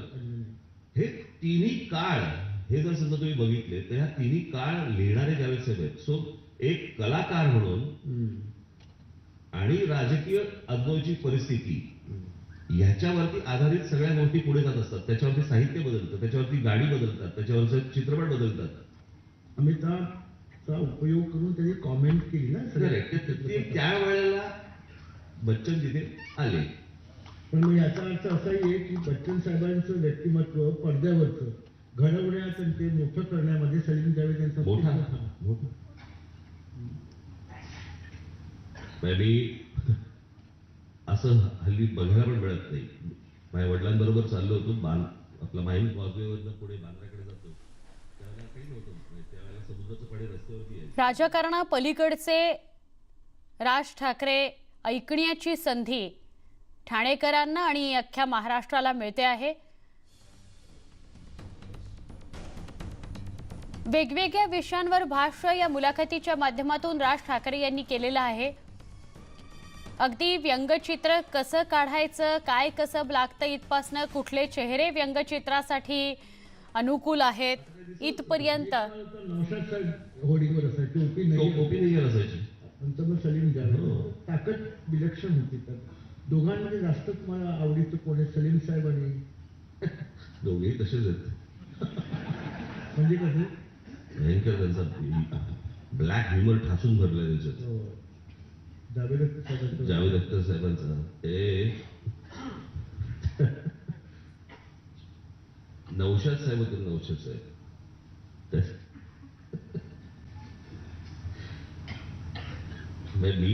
मी जेव्हापासून नौशाद साहेबांना बघतोय तेव्हापासून ते मला वयस्करच दिसले. मला ते तरुण काही दिसलेच नाही. अशी खूप लोक होते आपले हंगल, एके हंगल. तेव्हा हे तरुण होते का नव्हते कधी की मला म्हातारे झाले. हे एक डेव्हिड म्हणून होते तसे. आणि ह्यांच्याकडे त्या सलीम जावेद साहेबांकडे इतका ब्लॅक ह्युमर इतका ठासून भरलेला आहे. आता हे तुम्ही विनोदी अंगाने घ्या, म्हणजे असं काही कोणाची इच्छा नसते. पण एके दिवशी मी असाच काहीतरी विषय निघाला आणि मी त्यांना विचारलं, म्हटलं काहीतरी नौशाद साहेबांचा विषय निघाला.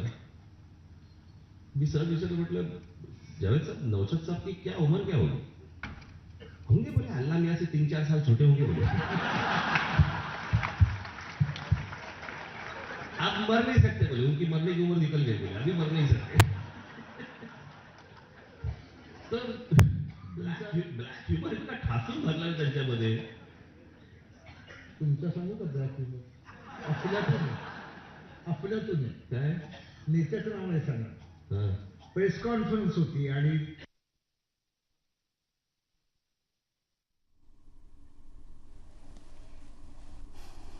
अंबरीश मिश्र राज ठाकरेंची मुलाखत घेत आहेत.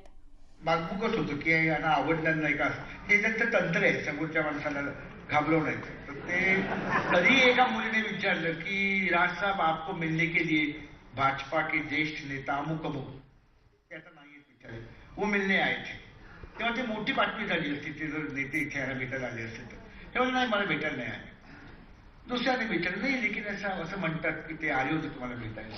नाही म्हणे, मला भेटायला नाही. तिसऱ्याने तोच प्रश्न विचारला. नाही पण आम्हाला असं कळलं की ते नेते तुम्हाला भेटायला आले होते. एवढ्या ज्यांचा विश्वासू सेवक पप्प्या असं चहाचा ट्रे घेऊन आला. जेव्हा चौथ्या रिपोर्टरने विचारलं की नाही ते नेते आले होते, तर म्हणा ते आले होते, पप्प्याला भेटून गेले.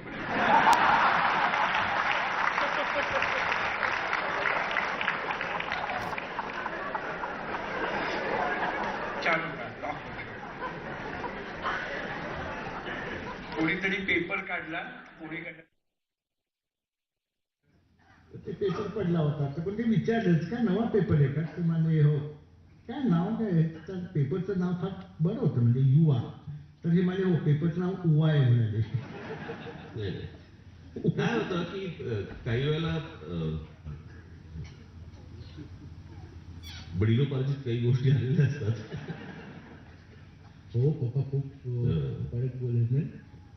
मला एक सांगा की अमिताभ बरोबरच तुमच्यावर आर डी बर्मनचा खूप मोठा प्रभाव.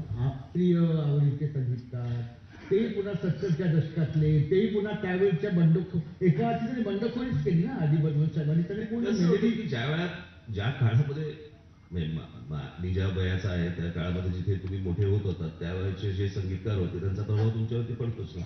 नाही पण ते तो लँडमार्क. हो, पण ते आज ते गेल्यानंतर ते लँडमार्क बोलतायत. ते असताना त्यांना फार महत्व दिलं गेलं नाही, लोकांनी दिलं नाही, तरुणांनी दिलं. सिनेमे यशस्वी झाले. हो, तरुणांनी दिलं. हा, तरुणांनी दिलं. परंतु त्यावेळेच्या लोकांना हा ठीक आहे अशा ह्याने बघायचे लोक जे वयाने मोठे होते. हा, जे वयाने ते पप्पाने पण एक दोनदा टीका केली. सगळेच जण हा ठीक आहे. माझ्या वडील सांगायचे, मी जेव्हा आर डी बर्मन म्हणायचं मला सांगायचे त्याच्या बापाचा एक पहिलं म्हणजे एस डी बर्मन. तेही मोठेच होते. पण तुम्हाला प्रश्न काय आरडींचं तुम्हाला वैशिष्ट्य काय?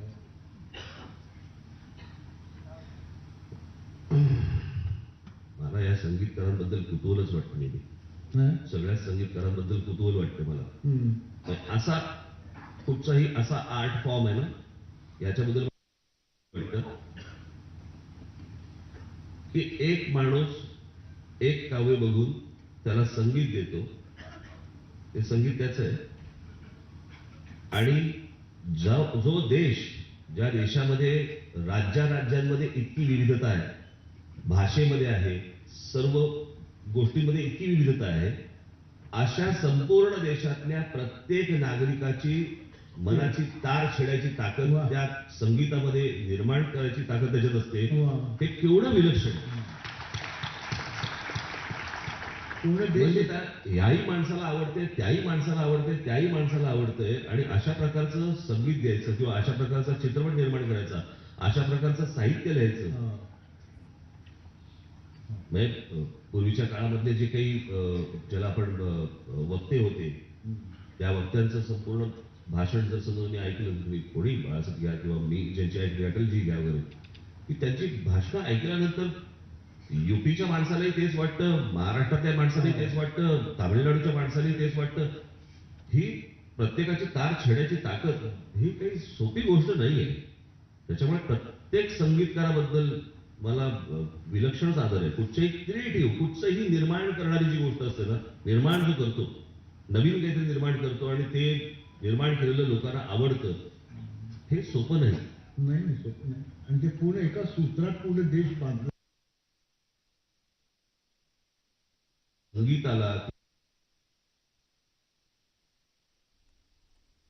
कधी कधी युट्यूब वरती बघतो की परदेशामधली लोक ज्या वेळेला कोणी कोणी फॉरेनर तिथे एक 8 जण बसलेत आणि एक ऑर्केस्ट्रा त्यांचा काहीतरी वाजवतायत लोक, आणि वाजवतायत तर काय वाजवतायत तर शोलेचं टायटल म्युझिक वाजवतायत.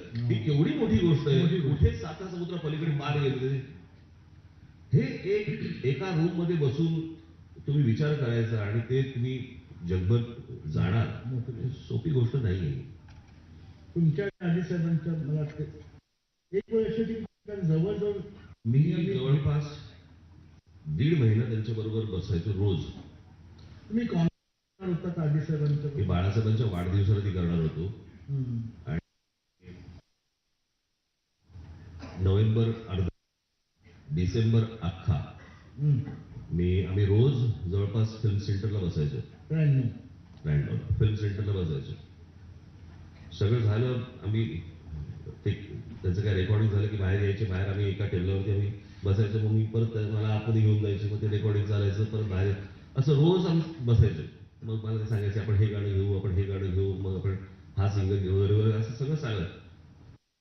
अर्धा डिसेंबर अख्खा, आणि मला असं वाटतं 4 तारखेला जानेवारी.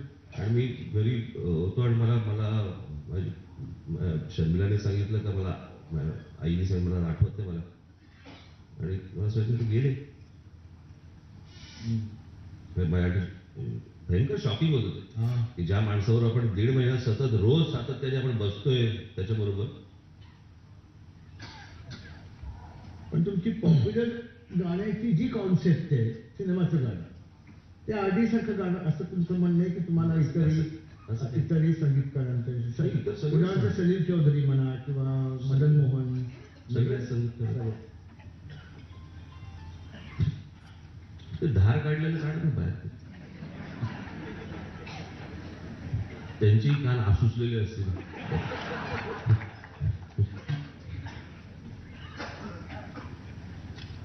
हा धार काढणारे आहेत माझ्याकडे. पण मला एक सांगा की महाराष्ट्राच्या सामाजिक, सांस्कृतिक आणि राजकीय असं परिणाम करणारे नेते कोण आहेत 20व्या शतकात तुमच्या आवडीचे, किंवा तुम्हाला असं वाटतं की हे नेते की ज्यांनी महाराष्ट्र मोठ्या प्रमाणात राजकीय सामाजिक दृष्ट्या घडवला, त्यांच्या नेतृत्वाची छाप महाराष्ट्रावर, असे तुमचे पहिलं नाव घ्यायचं झालं तर लोकमान्य टिळक. वा.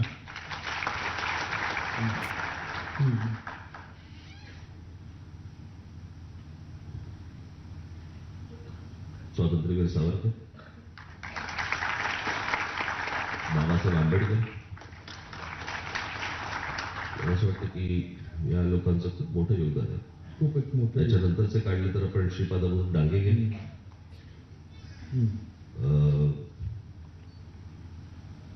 आणि मला असं वाटतं शेवटी बाळासाहेब. 100-125 म्हणजे बाळ ते बाळ. 100 वर्ष 125 वर्ष पूर्ण देशाचं नेतृत्व केल्यानंतर गेल्या 25-30 वर्षात महाराष्ट्राला खचले पण आले असं वाटत होतं. कसले पण खचले पण आले असं खचल्यासारखं वाटतंय महाराष्ट्राचं समाज जीवन. बरंच असं महाराष्ट्राची घडी विस्कटली. ती कशामुळे? मी बोंबलून झाले, परत तो शब्द वापरतो, बाहेरून आलेल्या लोंढ्यांमुळे. महाराष्ट्राची घडी विस्कटली.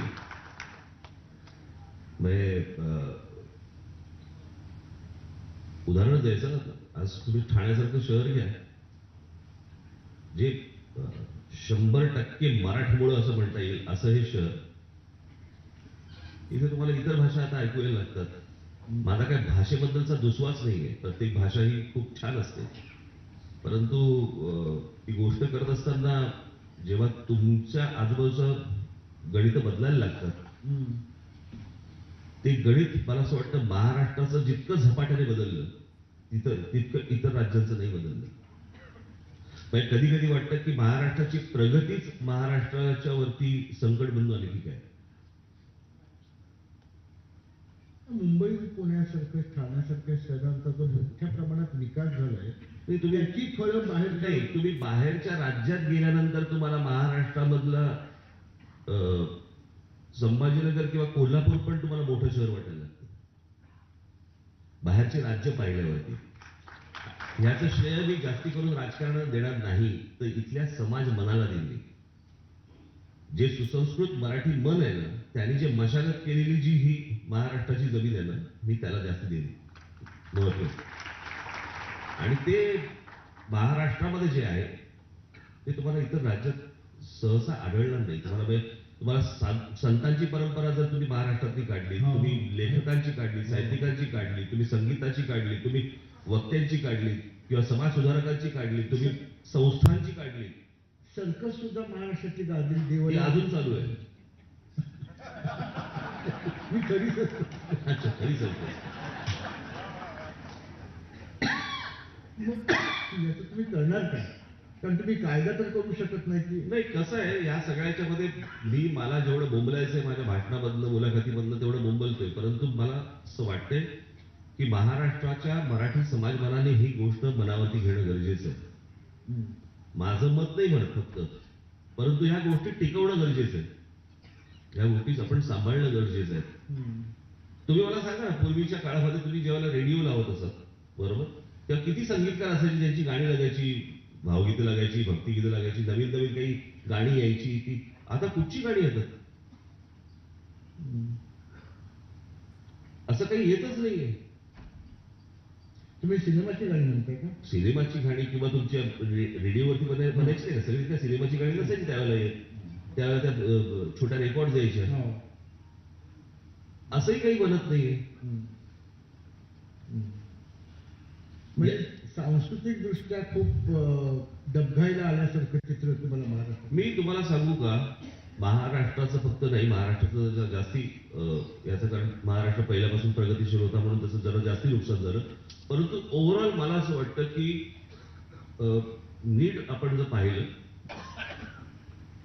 मी महाराष्ट्राच्या वरती येतो, परंतु टेलिव्हिजन चॅनल आणि सोशल मीडिया यांनी जगाची शांतता घालवली. हे खरं विशेषतः सोशल मीडियाने तर यांनी फार जगाची शांतता घालवली. सतत काहीतरी घडतंय, सतत काहीतरी पाहिजे. खोटी धडधडीत खोटी माहिती ट्रोलिंग करणं. ती खोटी माहिती का खरी माहिती, हा परत वादाचा विषय, तो आपण बाजूला काढू. पण तो जो कारखाना जो सुरू असतो ना रोज 24 तास काहीतरी पुरवायचंय, आणि त्याच्यामध्ये त्याचं कसं होतं, तुम्हाला आठवत असेल तर एक MTV नावाचं चॅनल आलं होतं.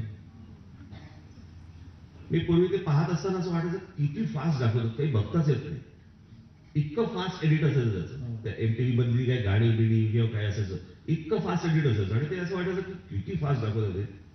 आता त्याची सवय लागली. तुम्ही टीव्ही किती बघता? एकूण टीव्ही 0. काय म्हणता?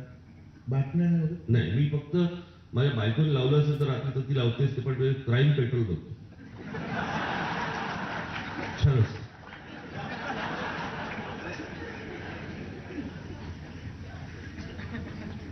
ती लावलं पण मला ते बघायला मिळतं, पण ते काय एकावर एक एपिसोड चालू असतात त्यांचे. नाही, पण सोशल मीडियाचा युवकांना तरुण सगळ्यांवर पिढीवर तर फार सगळ्यांवर तुमच्या मनाची शांतता घालवली.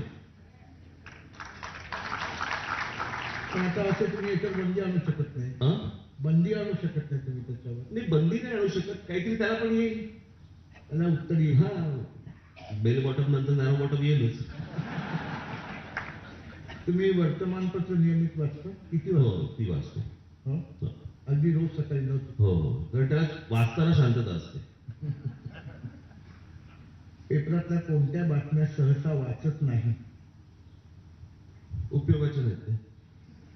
म्हणजे उदाहरणार्थ म्हणजे उदाहरणार्थ असं नाही, माझं लक्षच नाही जात. मी मथळा बघतो, मथळा बघून मथळ्यातच काही असलं तर खाली वाचायला घेतो. पण तुम्ही संपादकीय लेख वगैरे सगळे वाचता? हो, वर्तमानपत्र रविवारची वगैरे चांगलं असतं. समजा तुमच्या पक्षाच्या चांगल्या कामाची नोंद घेतली नसेल तर तुम्हाला खंत वाटते? नाही, सवय झाली आता. मनसेपेक्षा राज ठाकरेंच्या प्रेसचं जास्त कुतूहल आहे असं वाटतं? मला नाही प्रश्न. मनसे पक्षापेक्षा पक्षाच्या अध्यक्षांमध्ये प्रेसचं जास्त कुतूहल असतं, जास्त जिज्ञासा आहे त्यांच्याविषयी, नेत्याविषयी, तुमच्याविषयी. असं माहित आहे मला. मला एक आठवडाभरापूर्वी आमचाच एक पदाधिकारी असं माझ्या घरी बसलो होतो आणि मला त्यांनी येऊन मला सांगितलं की साहेब एक बोलू का? रागवणार नाही ना? म्हटलं नाही. नक्की ना? म्हटलं नक्की नाही. लहान तोंडी मोठा काच देतो, पण जरा कमी खरं बोला ना. आता मला ह्याचा अर्थच नाही कळला. जरा कमी खरं बोला म्हणजे राजकारणाला खरं फार चालत नाही. चालत नाही. मला दुसरं हे विचारायचं की गेली असं तुम्ही समजा की वसंतदादा पाटलांचं सरकार ते युतीचं होतं तेव्हापासून मग सेना बीजेपी युती, मग आता परत सेना बीजेपी, आता ही युतीच्या संस्कृतीमुळे महाराष्ट्राचं नुकसान झालं असं वाटतं तुम्हाला? पण कोणताही एक पक्ष स्वबळावर जागा मिळवू शकत नाही, हे तितकंच खरं. कारण युती कसं होतं? तामिळनाडू, पश्चिम बंगाल, पंजाब, गुजरात, इतर जी राज्य आहेत तिथल्या लोकांना त्यांच्या भाषेबद्दल, त्यांच्या संस्कृतीबद्दल जो गर्व आहे, मी नुसता अभिमान नाही म्हणणार, त्या गर्वावरती त्यांच्याकडचे प्रादेशिक पक्ष हे बहुमतामध्ये एक हाती निवडून आजपर्यंत आले. अगदी बरोबर. महाराष्ट्रामध्ये ते झालं नाही. पण महाराष्ट्रामध्ये ते जे मराठी बद्दलच जी गोष्ट आहे, मला काही लोक जेव्हा सांगतात हा ते मराठीचं तुमचं ते ठीक आहे, ते मुंबई ठाणा पुण्यापर्यंत चालेल, महाराष्ट्रात काय? म्हणजे महाराष्ट्र मराठी नाही का? आणि एक स्वातंत्र्यवीर सावरकरांचं मी कोणीतरी मला सांगितलेलं वाक्य, मला पुस्तकात ते शोधायचंय वाक्य, आणि असेल तर चांगलं वाक्य आहे ते. आणि ते वाक्य असं होतं, म्हणजे हे कसं आहे की इथे मुंबई, ठाणा, पुणा वगैरे या सगळ्या भागामध्ये जो काही विचका झालेला आहे, आपण काय तो विचका होण्याची वाट बघायची आहे का अजून महाराष्ट्रभर? तसं एक सावरकरांचं एक फार छान वाक्य आहे, मला कोणीतरी सांगितलेलं की आपल्या भारत मातेवरती प्रेम दाखवण्यासाठी प्रत्येक वेळेला आपला अपमानच झाला पाहिजे अशातली काही भाग नाहीये, काही गरज नाहीये की आपला अपमान झाला तर आपण भारत मातेबद्दल प्रेम दाखवू. तो कोणाचं, मला असं वाटतं महात्मा गांधीचा टोमणा असावा तो कदाचित, तिथे रेल्वे टाकून दिलं म्हणून ते भारतामध्ये आले. पण आपण प्रत्येक वेळेला वाट बघायची आहे का त्या गोष्टींची? महाराष्ट्रामधला पण जो इतर महाराष्ट्रातले जिल्हे आहेत यांना वाटतं की नाही इथे तर सगळे मराठी बोलतात, काय प्रॉब्लेम काय? प्रॉब्लेम तो नसतो. प्रॉब्लेम ज्या वेळेला शहरांचा विस्तार व्हायला लागतो त्यावेळेला तसा परिणाम आज महाराष्ट्रातल्या जो ग्रामीण सगळे शहरामध्ये, शहरांचा झालेला विचका आणि पुन्हा त्याचा जो होणार होतो, कारण राज्याचा बहुतेक पैसा हा ह्यांची सोय शहरामध्ये लावण्यासाठी शहरांवर होतोय आणि तो शहरांवरती खर्च होत असल्यामुळे महाराष्ट्राच्या ग्रामीण भागामध्ये तितका पैसा जात नाही.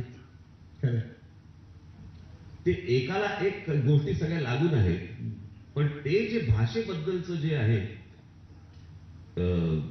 इतर राज्यांमध्ये स्वतःच्या भाषेबद्दल, स्वतःच्या संस्कृतीबद्दल, आणि महाराष्ट्रामध्ये तर एवढ्या गोष्टी आहेत की ज्याचा आपण तुम्ही अभिमान बाळगून ती गोष्ट जिवंत ठेवणं आपण गरजेचं आहे.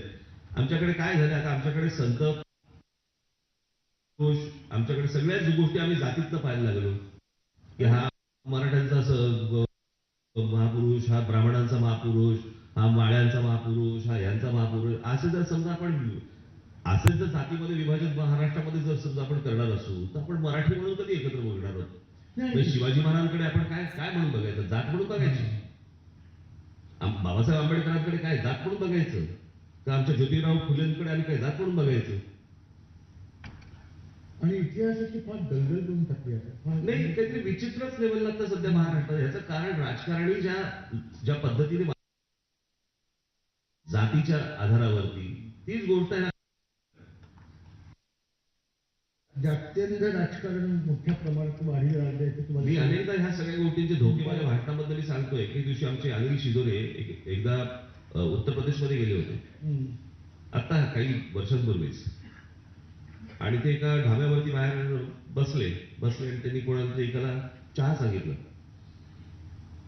जसं चहा सांगितला तसा त्या ढाब्याच्या काउंटरवरचा माणूस उठून आला आणि उठून आल्यावरती अनिल शिदोरेंना आणि त्यांच्या त्याला विचारलं, कौन से जात से हो? तर त्याला कळलं नाही. बोले याने जात कौन सी आहे? मग त्यांनी जात सांगितली. अच्छा ठीक आहे, चाय देना इनको. मी म्हटलं असा महाराष्ट्र करायचा आहे का आपल्याला आता?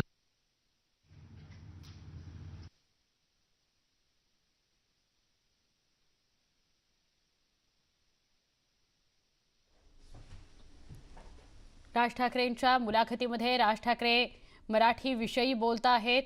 प्रादेशिक अस्मिता प्रत्येकानं जपली पाहिजे असं म्हणत आहेत. राज ठाकरेंची ही सर्वांगीण मुलाखत आहे, सगळ्या विषयांना स्पर्श करणारी मुलाखत आहे. अजूनच का करून टाकतात?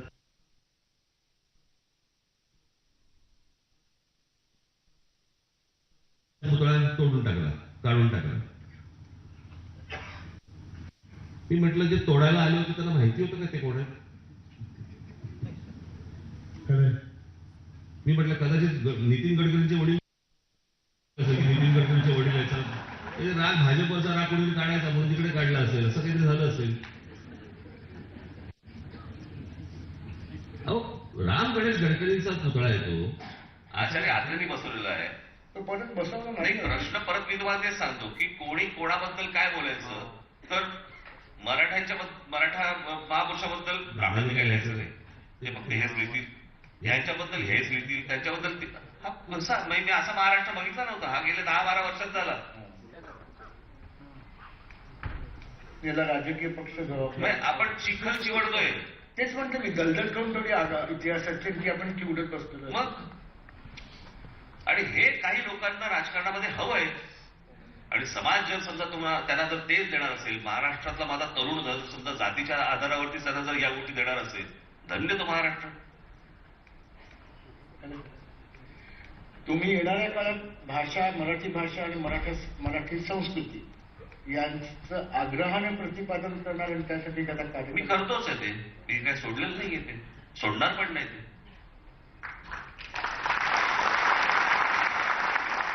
येत्या 10 वर्षात, पुढच्या 10 वर्षात मनसे कुठे असेल, मनसेची वाटचाल कशी असेल. आता सध्या मनसे सिंगल आणि रेडी टू मिंगल असे मूडमध्ये दिसते. अजून बॅचलर, अजून युतीचा स्पर्श झालेला नाही. तो जो टच आहे ना,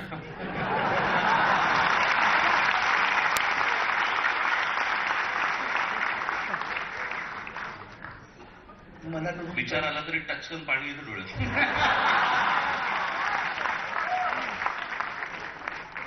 कमल फुलाचं आहे. माहित नाही आता काय काय फुलते, बघूया आपण. रॅपिड फायर करू रे संप. ते आहेच. Rapid fire. बालमोहन की जे स्कूल ऑफ आर्ट्स. बालमोहन की जे स्कूल ऑफ आर्ट्स. बालमोहन मध्ये होतो म्हणून दिल्ली मध्ये जाऊ शकतो. नाही पण बालमोहन जास्त आनंददायी काळ शाळेतला. बालमोहन म्हणजे माझे आजही जर सर्वाधिक जर मित्र कुठचे असतील किंवा मैत्रिणी, तर त्या बालमोहनच्याच आहेत. कॉलेज मधले माझे 1-2 अगदी जवळचे आहेत, आमचा अनुप चिटणीस वगैरे.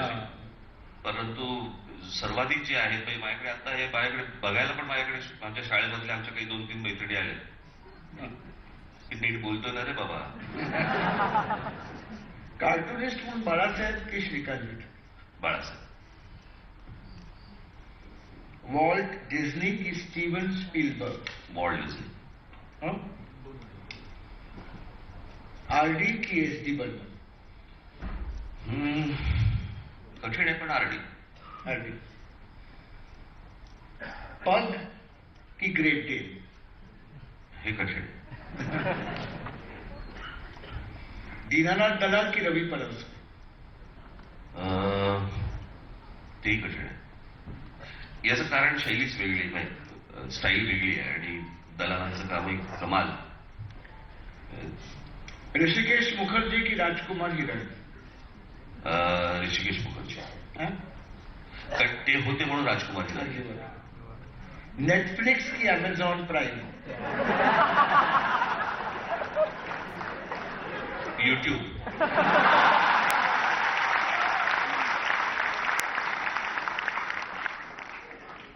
लता दीदी की लता दीदी? हा? लता दीदी की लता दीदी? लता दीदी. आणि राजकारणातले राज ठाकरे की राजकारणाच्या पलीकडचे राज? दोन्ही. Thank you very much.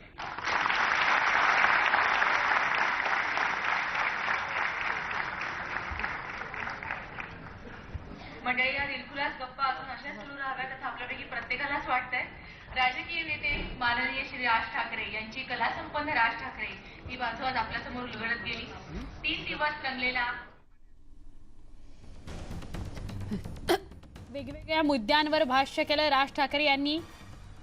महाराष्ट्रातला मराठी ठसा पुसला जातोय अशी खंत त्यांनी बोलून दाखवली. प्रादेशिक अस्मिता अत्यंत महत्त्वाची, ती प्रत्येकानं जपली पाहिजे, पण जातीपातीच्या विळख्यामध्ये कुणीच अडकू नये, महापुरुषांना तर अजिबात अडकवलं जाऊ नये, जातीपातीच्या चष्म्यातनं कुठेही कुणाकडेही बघितलं जाऊ नये असं वक्तव्य त्यांनी केलं. रॅपिड फायर राऊंड अर्थातच होता आणि त्यात काही प्रश्नांना उत्तरं राज ठाकरेंनी दिली, काही प्रश्नांना उत्तरं दिली नाहीत. शिवाजी महाराजांविषयी भरभरून राज ठाकरे बोलले आणि 3 तासात शिवाजी महाराज त्यांचा प्रवास उलगडता येणार नाही असंही ते म्हणाले. या सगळ्याविषयी आपण अधिक जाणून घेऊया. अर्थातच त्यांच्या प्रतिक्रिया आपल्याला बाईट्सच्या माध्यमातून बघायच्या आहेत, पण आत्ता बुलेटिनमध्ये इथेच थांबतो आहोत. पहा फक्त न्यूज 18 लोकमत.